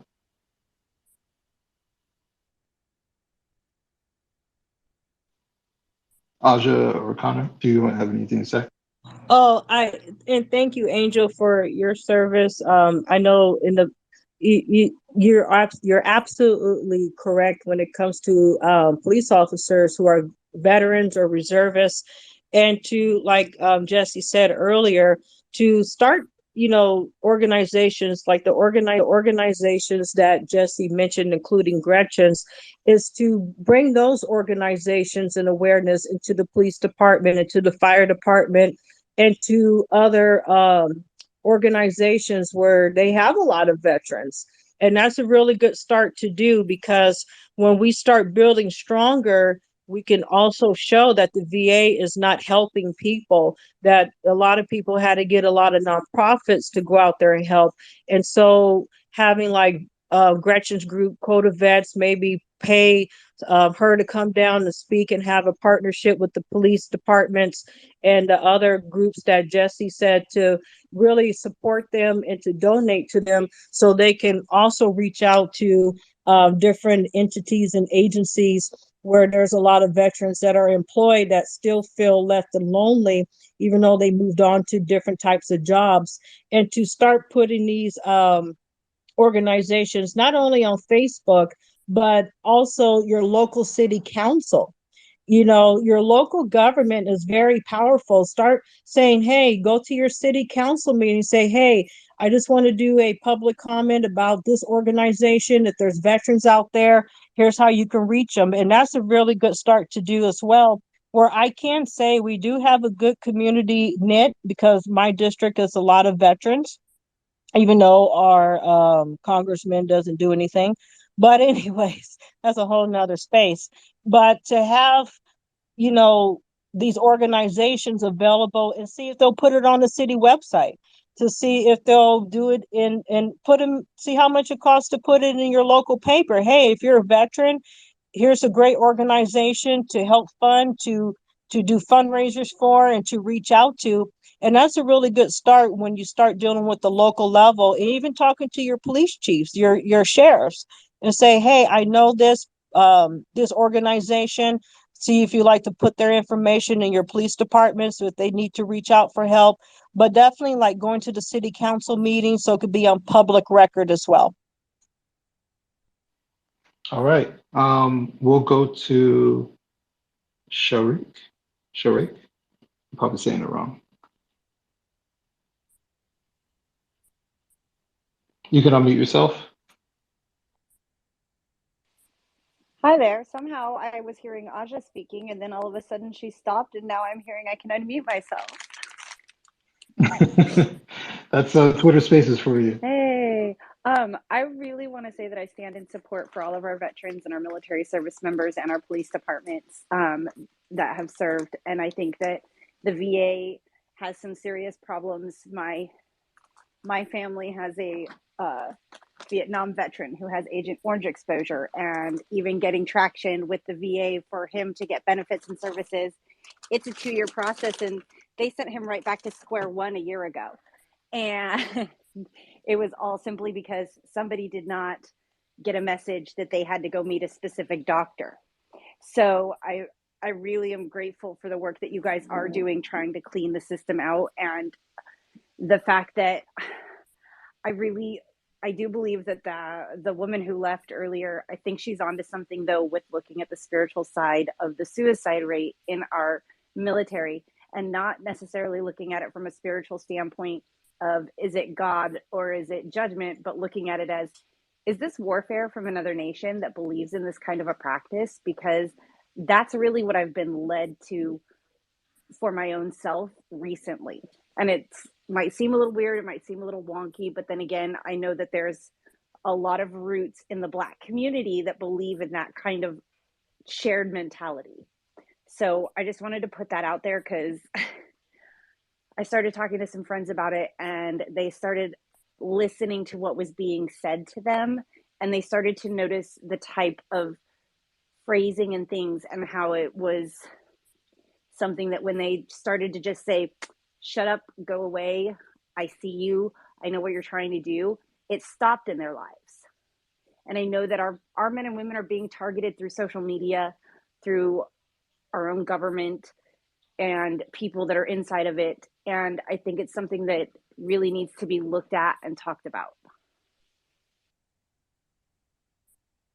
Okay. Thank you, Sharik, for adding to that, adding to the conversation. I'm going to add Charlie. Charlie has been waiting patiently.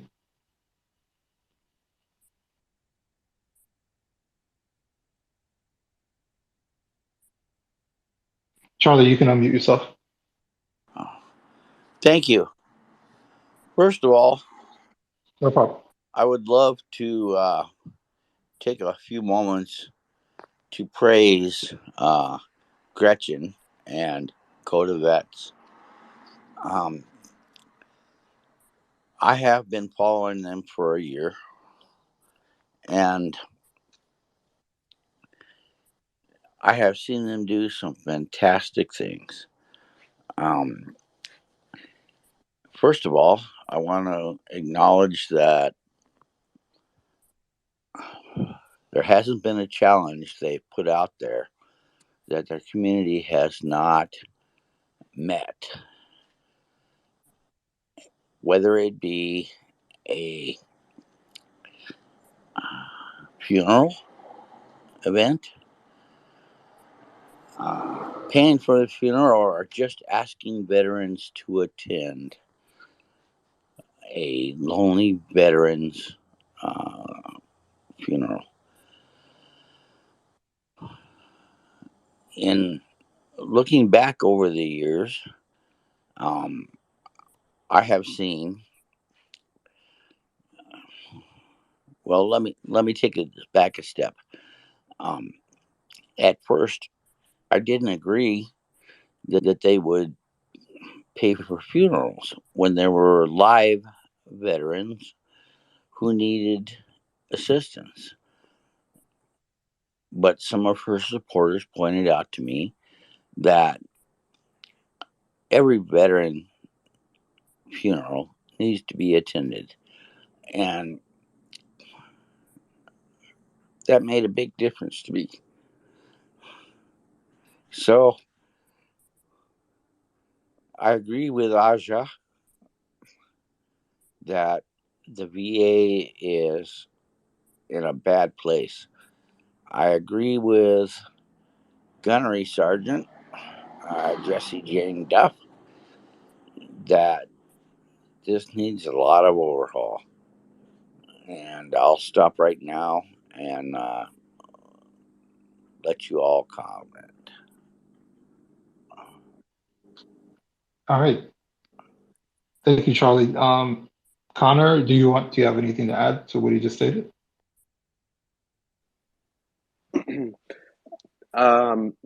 Yeah, I mean, I can't agree more that from a policy perspective, there needs to be the work that the Trump administration did, while it certainly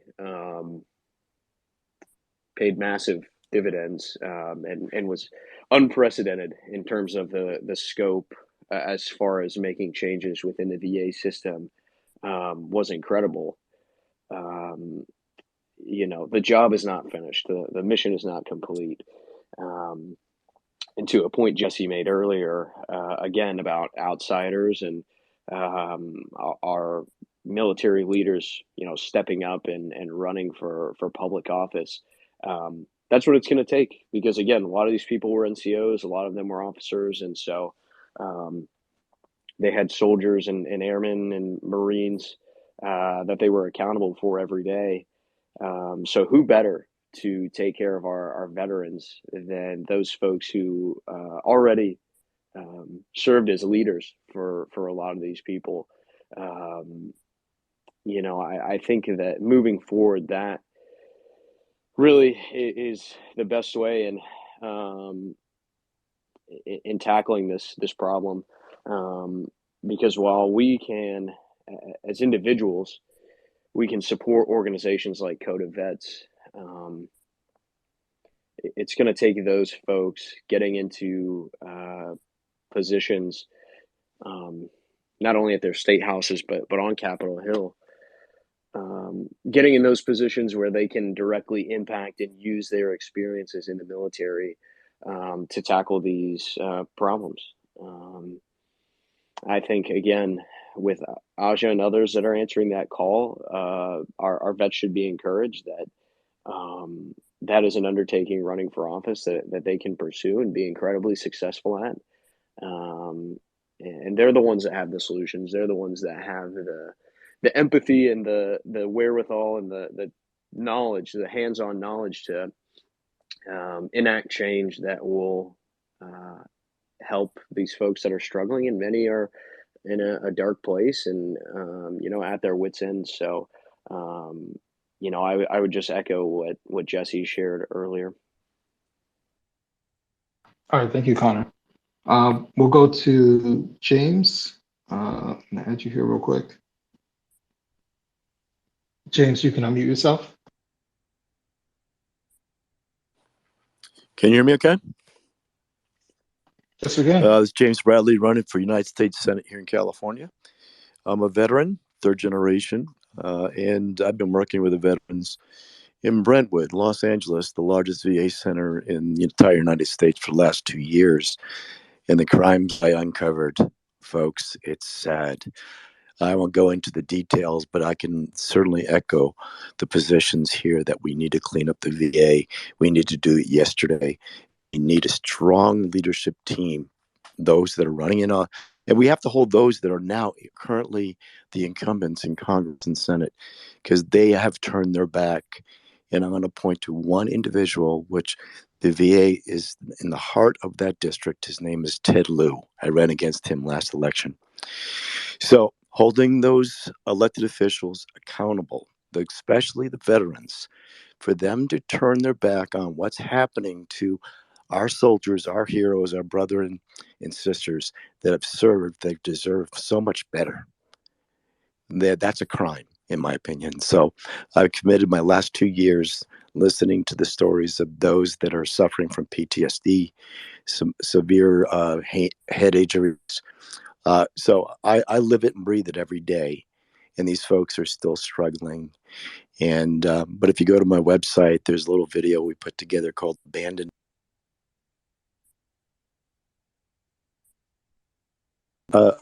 Veterans. It tells a story about the Veterans Row. Now, I'm going to point to my dear sister, Vets Gretchen and Cindy, her right arm. They came to the call. We needed tents, we needed cots, we needed food, we needed clothing. They were there at a moment's notice. They put the call out, raised the funds. Days later, we had tents, we had everything that we needed. So I'm so indebted and so appreciative for their work and effort helping save lives. Unfortunately, this last year, we lost 3 veterans, 2 to murder, 1 suicide on the streets down here in Brentwood, the most affluent area in all of California. So there's no reason for it. There's no rhyme for it. And there's a lot of heavyweight politicians that are taking backhanded deals off the land that's been deeded to the veterans over 133 years ago. So I'll end it there. But I wanted to add to that, if you do form a coalition, include my name, because this election, and I certainly hope, Aja, you run, because your voice and now your passion for Christ needs to be heard in D.C. And I also want to recognize Errol Weber. He just announced his run for office for Congress in the 47th district. He's also a strong, I think he's an amazing man. But I'll end it there. And if you have any questions, I'll be more than glad to answer them. Thank you, James. Aja, did you want to, he made reference to you, so did you want to add anything to it? Yeah, James is my brother from another mother. But James is a great activist, especially here in California with veterans.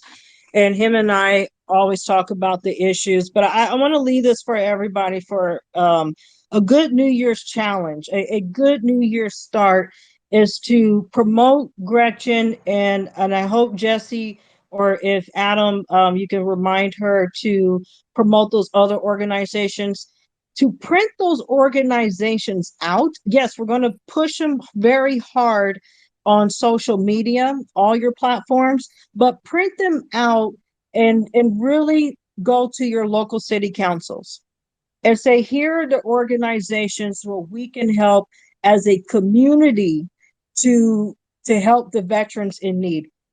I go to LA quite often, and I'm telling you, it's the most saddest thing to ever see.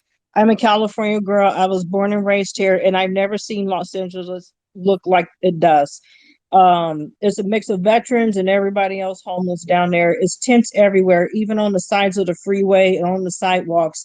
But if we really start to say, okay, we're going to start this, we're going to push these groups, we're going to form our own groups, start holding your elected officials accountable to make them start pushing as well. It's called We the People. We vote you in and we can vote you out. And that's where we're losing that in this country. We're losing our constitutional rights. We're losing a lot of things because a lot of things are going on, especially with COVID. A lot of young veterans, a lot of current service members are leaving the military because of the shot mandate. And I forgot how many numbers I saw. I had to go back and look, and maybe I'll retweet that out.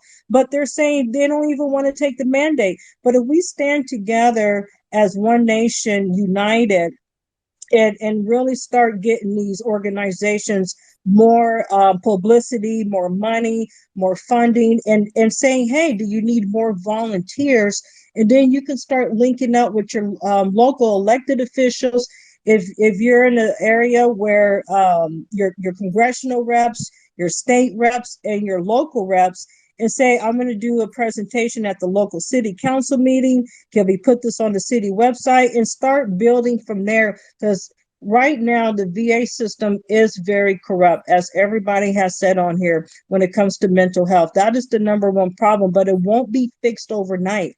But we, as citizens with compassion, and especially for our men and women who served, even families. I met a lady. She was a single mom. She served in the army, and she was pretty much homeless. But I helped her find housing through my not my personal city council member, but a friend of mine. She was on the city council, and she passed away last year, and she was a vet. And her and I served together, and we helped her and her two kids to find good housing to get her off the streets, and her two kids. And she served in the army. She said, I can't even get housing because I'm on this wait list and all these other bureaucracy tapes. So we help to do that. This really try to get active in your local, especially with veteran issues. Go to your city council meetings, say, I'm going to make a public record. Here's some great resources. If you need help, here's some great people to contact. And let's stop looking at trying to fix veteran issues as a partisan. We need to go nonpartisan. And like James said earlier, Ted Lieu, I can't believe, I don't know if he's still in the military as a reservist, but he's a lieutenant colonel in the Air Force, and he cares less what goes on in his district. Everything is a political gain for him because, like I said earlier, the unions probably donated to him and endorsed him. Same thing with my incumbent, Mark Takano. The union endorsed him and gave him money because they are D's and I'm an R, so they would not even touch me, even though they know these people are a problem. But they know that the other opposition side will keep them employed. But we cannot have that anymore when you're dealing with people's lives, when you're dealing with mental illness and suicides and homelessness. And so that's where we're going to have to make a change. So I'm just asking everybody, starting tonight, tomorrow, we have to really start pushing this not only on social media, but we need to go to our local council meetings and start talking to our local representatives how you can grow as a community to get these organizations bigger and expanded and more funding so we can make sure our local veterans know that they are not alone. All right, thank you, Asha. We have a few more. I'm trying to squeeze you guys in real quick. Like I said, I don't want this to go too late. So hold on one second. John Pievek, you can unmute yourself. Good evening, everybody. And I don't know how to start off, but been getting beat up a lot verbally here tonight. I'm actually a current VA employee. I am a police officer of 19 years, and I'm an Air Force police officer before that. I want to be very careful here. The VA has been getting beat up in this call. I do want to say that I ask that we keep it to location wise, and that where I'm at, the veterans get fantastic care. I'm part of that care system. I have been for 19 years, and I have seen the veterans that come into our facility. I am not going to deny that there are some unfortunate incidences probably throughout the country, but I'm only going to speak specifically for my area. I'm in Vision 23, which is in the Midwest. I'm in Nebraska, and thank God I'm in Nebraska. I love being in a red state. I love everything about being in a red state.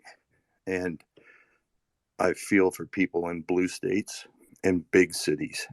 But overall, we give great care. I do understand that there are some situations that they're not getting the care that they need. I also want to address and let the veterans be aware that make sure you go to your county rep. A county rep in your area will help you with service connections, will help you with claims. They are another avenue that I don't think is used enough. And they are a great resource for the veterans. And I hope you consider that. There's also a couple websites too through the VA that can help you with claims. I just filled out a claim for pits over in the Persian Gulf and actually was able to get through the claim fairly quickly. I had all my exams and paperwork completed, I want to say within less than 60 days. So I just want us to be careful and not, I don't know. I didn't take it personal. I don't take it personal, but I don't want to lump the VA into this bad monster. There are some good facilities. There are some great people. Reach out every chance you get, not only to the VA, but the private sector as well. And also to your friends and family. And again, if anybody ever wants to reach out and talk, you're more than welcome to do that with me anytime. I appreciate the time to speak. I appreciate all the veterans on here. I appreciate you, Adam, for hosting this. I just happened to see some people on here that I follow, and I saw the topic. And again, I appreciate everybody. I hope you're all doing well and have a great 2022. Let's make it really good, and let's get it going in a positive forward momentum swing here and get things going in the right direction. God bless everybody. Thank you so much, John. I really appreciate you adding the other side, the perspective from someone who actually works for the VA. And I'm glad you didn't take it personal as well. But thank you for adding to the conversation. It's really appreciated. I'm going to go to Jean.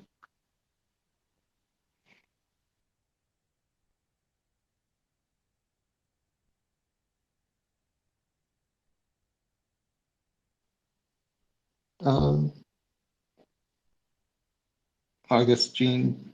Oh, there you go. Okay. Can you hear me okay? Yep, we can hear you. Very good. Well, I had the only topic I wanted to talk about was alcoholism. I was a cop for 16 years. I was military police for 16 years, and the transcending thing was alcoholism. And it's been touched on, but there's a favor I would like to ask, and if people don't think it's petty, I hope. I see people that I follow that I really, really think are great patriots, and they're sitting there with a can of beer or a glass of champagne or some type of alcoholic beverage as if this is the panacea, to relieve your pain or to make you feel better. And if I look up to these people, I've been sober for 34 years, so if I look up to these people when I was first getting sober, I might say, well, that sounds good. And that might be the one trigger that causes a suicide. In my time as a cop, I worked a lot of suicides, more than I could tell you about. And alcoholism was a transcending major factor. I think out of it all, I'd say 90% of the suicides that I worked as a street cop had alcohol-related issues. A person was an alcoholic, and this one old boy was sober for about 15 years, and something triggered him, and he opened up some beers, and next thing you know, he's not functioning anymore. And I had to work those cases. PTSD is another topic. I really appreciate that, but sticking with the alcoholism, the faith-based thing is very important. Being able to look and say, God, I'm powerless over alcohol. I don't know if there's people here that are friends of Bill W. He was the founder of Alcoholics Anonymous, and it's a great organization. I 12-stepped people in the back of my roll car times, and I calmed down enough to book them, and hopefully they went to a meeting or something. And I was chastised for that by my administration. So anyway, that's the big deal for me.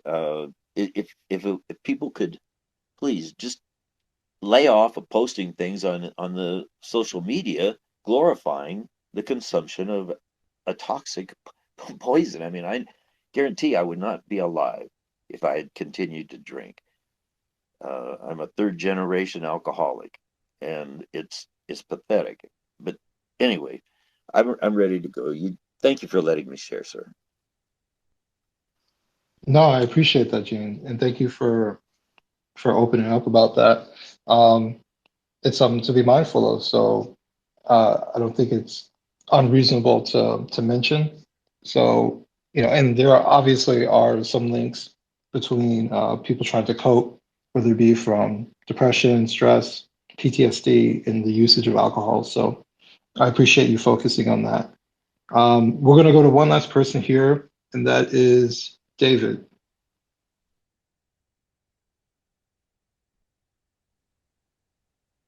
You can unmute yourself, David. Thank you. I really appreciate it. The opportunity. I happened to pop in as Gunny was talking. Her and I have been following each other on Twitter for several years now. Someone's last point. I believe his name was Don, who works for the VA. I want to make a couple of points. I don't want to keep it too long, but he's correct in one aspect. I'm in California. I go to the VA in San Diego. There are a select few, and when I mean select, I do mean select few. My personal experience. I can't say for everyone else. By the way, I'm a retired sergeant, disabled from the United States Marine Corps. So I have my experience with the VA for the last 20 years. Those people that I find that have helped me, and literally there's 5. They are prior vets. I hold on to them dearly. I have their personal office phone number, which is rare. If I can't get what I need, which is far too often, I can't ever get what I need. They kind of push me through the system a little bit better so that I can. But to touch on a lot of things that Gunny was talking about earlier, having been in the VA system for the last 20 years, I can 100% testify to the absolute nightmare bureaucracy, red tape that is unforgivable. For I want to say the first 4 years of my injury, going through rehab under the Bush administration, it was fairly decent, and then you get the next administration came in for 8 years, and a precipitous drop like you would not believe. I could not get an appointment upwards of 3, 4, 5 months, and I'm talking just for annual, just for medication, and I don't mean medication for pain or anything like that, although they push that hardcore. It was a long time to get anything done, and then when I'm finally get seen by anyone, it's something else. It's always something else. They push you off to something else. The problem is that, and I'm a spinal cord injury. So we're separate from the actual VA hospital itself or our own special unit. And you would think after 20 years, I would have a primary physician. I do not. It's physician by committee. I put an order for whatever it is, whether it's supplies or medication that my body requires due to my injury for my muscles. It goes to Dr. whomever, I never know. And they get to it whenever they get to it. And it's a brief story. There's a medication that unfortunately my body cannot live without. It's not very toxic. It keeps my muscles relaxed from spasming. This past July, they did not put it in for 2 weeks, and I ran out. So my body can go into somewhat of a shock. They finally gave me my correct prescription, and I wanted to know who the doctor was so I could hold he or she accountable. They would not do it. So once a month since then, I've called and tried to talk to the chief of staff. He refuses to call me back. Gunny was absolutely right. Under Trump, everything switched on a dime. I was able to get a new AFO for my leg, which is a brace that I wear from my knee down so I could partially ambulate, walk when I can. I was able to go out and actually see a chiropractor out in town. I was actually able to go out and see a dental out in town, which is 5 minutes from my house versus a 45-minute. Everyone knows California traffic. It's insane. It's 45 minutes without traffic, let alone with traffic. I go down to the dental, which somehow that's considered not healthcare, by the way. Dental at the VA is not considered healthcare. Don't ask me how. I was told I need this, and that, cavity and a root canal. Okay, great. That's what I was there for, an hour and a half appointment for both. They told me they couldn't do it. I'm sitting there. I'm like, this is what the appointment's for. So I said, well, I'll go to my outside doctor. They said, bring us the receipts. We'll reimburse you for it. I did everything they asked me to do. Fast forward 3 years, they still had yet to reimburse me. I finally got with a patient advocate after 3 years. I got reimbursed after almost 4 years total of thousands of, everyone knows outside dentists aren't cheap. But I was finally reimbursed after 4 years. And I'm living off a disability, so I'm not exactly wealthy. The other item up for bid was just real quick, and I'll try to keep it as more succinct as possible, is my spine, of course. I have some hardware in my neck because I was injured in the line of duty, training accident, and my spine was getting more and more crooked. I asked for what's the prerequisite to get an MRI so I could find out what's wrong with my spine. They said you must go get an X-ray, a CAT scan, and an MRI in that order. Fast forward 4 years, and I finally got an appointment to see the doctor under Trump. I got there, they told me, oh, your spine's fine, nothing's wrong. Well, since then, I've obviously gotten worse, but I digress. Once again, it's a bureaucratic nightmare. These people, the doctors are run by their bosses, who are another doctor, chief of staff, and then that chief of staff is run by the chief of staff of the VA, and then he's run by a civilian, and that civilian is appointed by politicians. So whenever they put out money, the VA is getting 10, hypothetically, they're getting, $1 billion. Here's what happened. They beautified and believe me, the building went beautiful. I'll give them that. Brand new floors, brand new painting, brand new paint job, brand new computers.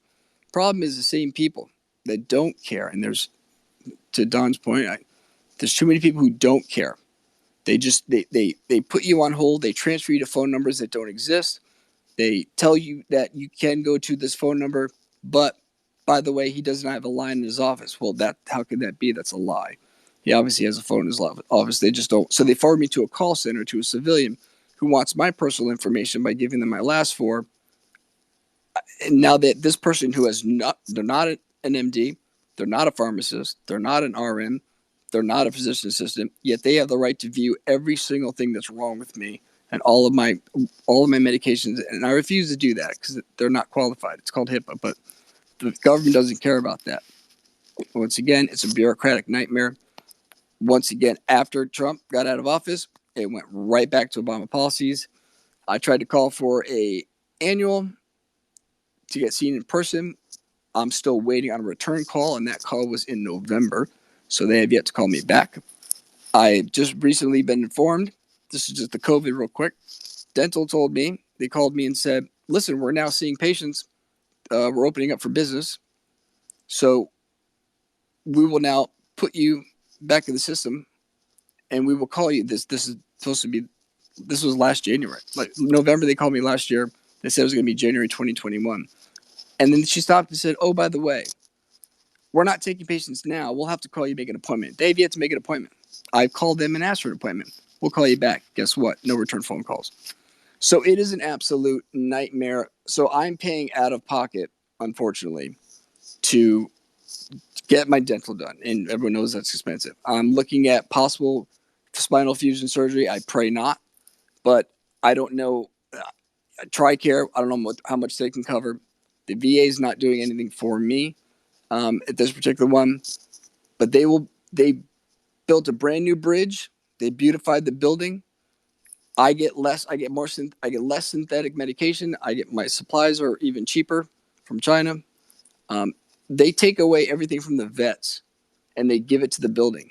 Once again, it's the same bureaucratic nightmare that's running the system. So it's my experience. I can go on experience after experience, but I don't want to waste up and take up any more of anyone else's time. And I know I came in last minute. I really appreciate you getting back to me and letting me speak. But it's and another thing, real quick, two buddies that served had a hard time with it with PTSD. One of them, I granted I use a wheelchair, but I got in my wheelchair, got in my car, drove to his house, picked his butt up, brought him to my house, and let him cry it out because he was on the ledge. So I had him stay with me for 2 days, and thankfully I talked him out of it. And he's now married with a beautiful baby girl. And so I'm happy that I was able to at least do that for at least one of my brothers. Another one, he's doing well too. He managed to sort things out on his own. But they tried the VA route. Once again, the VA failed them. So they have failed, at least, once again, the San Diego VA has failed at every level. And just one last note, and I'll end it with this. The Tampa VA, a guy that I went to rehab with, he ended up moving to Tampa. He was in the parking lot. This was about, I think, 7 or 8 years ago. He was 2 cars down from a lieutenant colonel who sat on his SRBs and his medical records and put a 9mm and took his own life. And that was the 7th veteran at that VA in Tampa that took his life. So they are failing at all levels. I don't know what to. I appreciate everyone who's running. I appreciate everyone who's trying to be advocates for us. Just us vets that are trying to live our lives as healthy as best we can and trying to work within the system, which once again is just a nightmare. Hopefully we can get more people in there that can change the system around back to the way it was under Trump. Because like I said, I could get into a doctor outside. I even got to see a chiropractor. They don't believe in chiropractor. I couldn't believe it. I got 10 visits. Felt incredible. So I'll just leave it with that. Once again, I appreciate everyone. Thank you for the last minute time. And everyone, God bless. Stay strong and keep supporting the vets. And I thank everyone running. I look forward to following some of you and seeing how you guys succeed. Thank you so much, David. I really appreciate you. You going in depth as far as how you've been treated, what's been happening with you in respect to the VA. For someone like myself, like I said before, I'm not in the military, and I actually don't have too many interactions with people within the military or enough to have these particular type of conversations. So, listening to all the stories tonight has been very eye-opening, as I'm sure it is for other people who are listening who are not involved in the military. We're going to go ahead and wrap up. Aja and Connor are still on the panel. We'll go to Aja. Any final words you wanna add? I want to say thank you so much, Adam and Connor and Jessie and Gretchen, for we're all doing this because this is an issue that's been going on for years. I mean, going back to probably World War II or Vietnam, that this is the same conversation that we're having, but we need to start fixing it. I want to go back real quick to the one gentleman in Nebraska. I do agree with him where certain VAs do care for the veterans, and I understand that. Also, I want people to understand that there are great employees, but at the same time, when I look at my state, as James said, in Wilshire Boulevard, down there in San Diego, I'm very familiar what goes on in San Diego VA, Loma Linda here, Long Beach VA. Maybe we should start doing a study where a lot of these issues, where are they located, and start targeting them. And that's one thing that really needs to be addressed as well. As somebody may live in Utah, maybe they have a great VA, but start looking at the VAs where it's a higher population and a higher not necessarily veterans population, like James said, and start looking at who's representing those areas to see what they are not doing and start holding them accountable. Somebody else mentioned alcoholism. I do agree. When you join the military, you're pretty much given a beer and to just cope with your problems. You're given Motrin to just cope with your problems, painkillers, and that needs to be addressed too because it's not a great way. I'm not saying ban drinking or anything that you can still have a good time in moderation. But I've seen that in my military career. My grandfather was an alcoholic. And so he had to deal with that later on. And even after getting out, my grandfather was an Agent Orange. So I know the bureaucracy when it came down to with him trying to get his benefits when he came back from Vietnam to just try to get more pay and more benefits and free, better health care because he ended up with cancer. Um, he did pass away years later, but I know all the stories. My grandmother was one of them where she ended up with stage 4 cancer and she found out she was eligible for Korean War veterans, um, like a perk, incentive pay. And it took them 6 months to process her paperwork. And when she got her first check, the next month she died. So here it is, an 89-year-old woman who served. She has stage 4 cancer. It shouldn't have taken them 6 months to process her paperwork. And so, she only got to enjoy one check.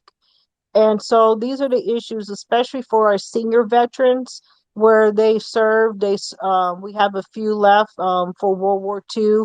And a lot of our veterans, Korean War in Vietnam, that they've been waiting and trying to fight the system for so long. And it's not really bashing all the employees, but the employees too need to start speaking out. When I ran for Congress the first and second time, I still get anonymous tips. I can't mention their names, and I know some of the employees who say we really hope you win because they can't speak out because if they speak out, they get blackballed saying, no, you're wrong. And they're veterans. They served and they decide to go into civil service. So there are employees there that don't like what's going on in management. And we have to find a way to support them to help make those changes too within the VA system. You do have good employees, but you also do have bad employees. And I've seen it both ways where the employees that are veterans, they have a more compassion than the ones who don't just want a job. And so those are the things that we have to really look into to change and fix. And if you are an employee and you know there's issues, you can speak up. I mean, there's going to be some reprisal. I was a former federal employee. If you speak up, you get reprisals.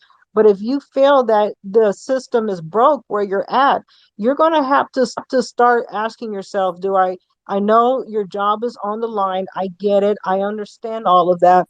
But at the same time, you need to start contacting your local representatives and say, we have to fix this system. Because if people are waiting so long to get treatment and having mental health issues, and the location where you're at is broken, you're going to have to find a way to contact anybody to say, how can I help? How can we fix this problem? And start banding together. All right, thank you, Aja. Connor, any final words? Yeah, I'll be brief. But first of all, Adam, I want to say thank you to you for hosting this space. To Gretchen and Jessie and Aja, who's still with us. Just a big thank you to them for Yeah, being vulnerable and sharing their experiences. This is a conversation that we need to be having and an issue that we need to be tackling every day. For folks that may still be wondering, what they can do to aid in this fight on our hands. One of the first lessons that is that they tried to get across to our war fighters is to always check on your buddy, always have a buddy with you. And I think the greatest asset to not just our veterans but anyone who's ailing, is to check on our buddy. To Jesse's point, we can't count on the federal government and our government institutions to take care of those who are in need. And so, what I would say to folks who are still, have questions about what they can do, whether it's your time, your money, give something to organizations like Code of Vets who are on the front lines, helping our veterans and even our active duty soldiers, and consider just contributing in any way that you can. And sometimes for a person in need, it's just knowing that there are folks out there who are making a sacrifice, again, whether it's money or time, to ensure that they can get out of a dark place and can, as I said at the beginning, complete their mission, whatever it is, whether it's their day-to-day activities as an active duty soldier, or just raising a family, or even just taking care of themselves. We've all got our own mission, and God put us on this earth to complete even the most menial of tasks. So that's what I would say to folks who are still wondering about that. And just real quick for Aja, this spring I've got a lot of trips lined up. I have a lot of great friends across the country who are running for state and federal offices, and I've got a lot of door knocking planned, or helping folks knock on doors. So I'm looking forward to getting a call or a message from yourself and getting out to California and helping you in your run. And as I said, we need veterans like you and leaders like you, in Congress and in our state houses, who are going to use that military experience and military background to solve these issues that we're facing. So to you, I look forward to connecting more and working together more in the future, and hopefully making it out to California and helping your campaign in any way that I can. But a big thank you. I truly appreciate it, and definitely keep in touch. Just send me your info through the DM and we'll do that. Thank you. Appreciate it. Wonderful. And yeah, big thank you to Adam again. And if you're not familiar, I do encourage you to check out his work at wrongspeak.net. But yeah, thanks again, man. I really appreciate it. Thank you, Connor, and I appreciate the plug. And I guess the final words for myself. I came across Code of Vets when I started becoming heavy using on Twitter, and it just surprised me at how efficient she was able to work. Gretchen was able to work, and the organization was able to work, and how you were able to see your money actually helping someone, almost in real time. And it's something that felt different through other charities. Just personally speaking, I avoid giving to charities because most of them are inefficient, and you're paying for someone's salary. And I never liked that way of giving. I want to be able to see my money actually go towards someone that helps. And so, Code of Vets is something I'll always support anytime I see that they're trying to help someone and I can help, I try to.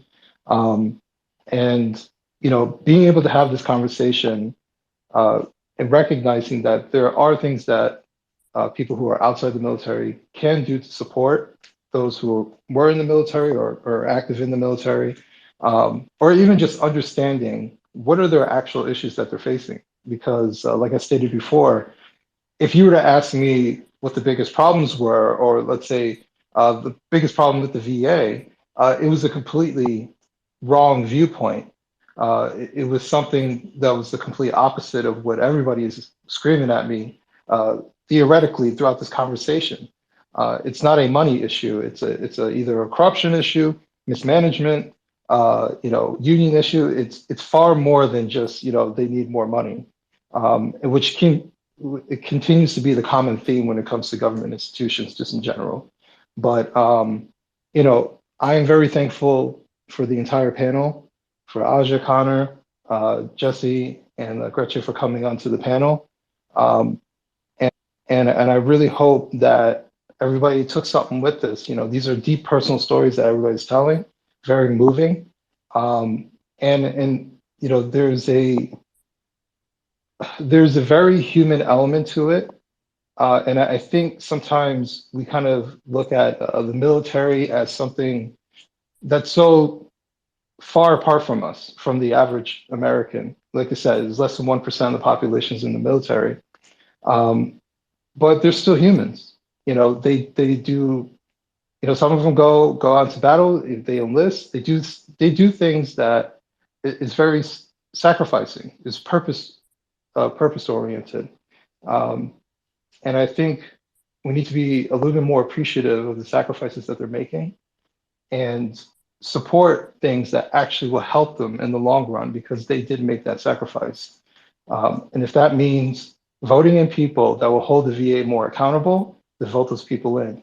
If that means financially supporting organizations like Code of Vets, then do that. But we need to do a little bit more than just saying thank you for your service. We need to actually care, and caring is action. So I'll leave it at that. I want to thank everybody for listening. I know it's been a deep, long conversation. Every week on Wednesday, 7:30 p.m., we have a conversation about different topics. So come in next week with a different panel, different topic overall. So Aja and Connor, you're still here. Thank you again for joining me. And I really appreciate the entire conversation. And I'll say one last thing. Have a wonderful night. Happy New Year. And hopefully you guys will join me next week. So peace and have a good one. Happy New Year, everyone. Thanks, everybody. Thank you so much, Adam. Thank you. Have a good night, everybody. Good night.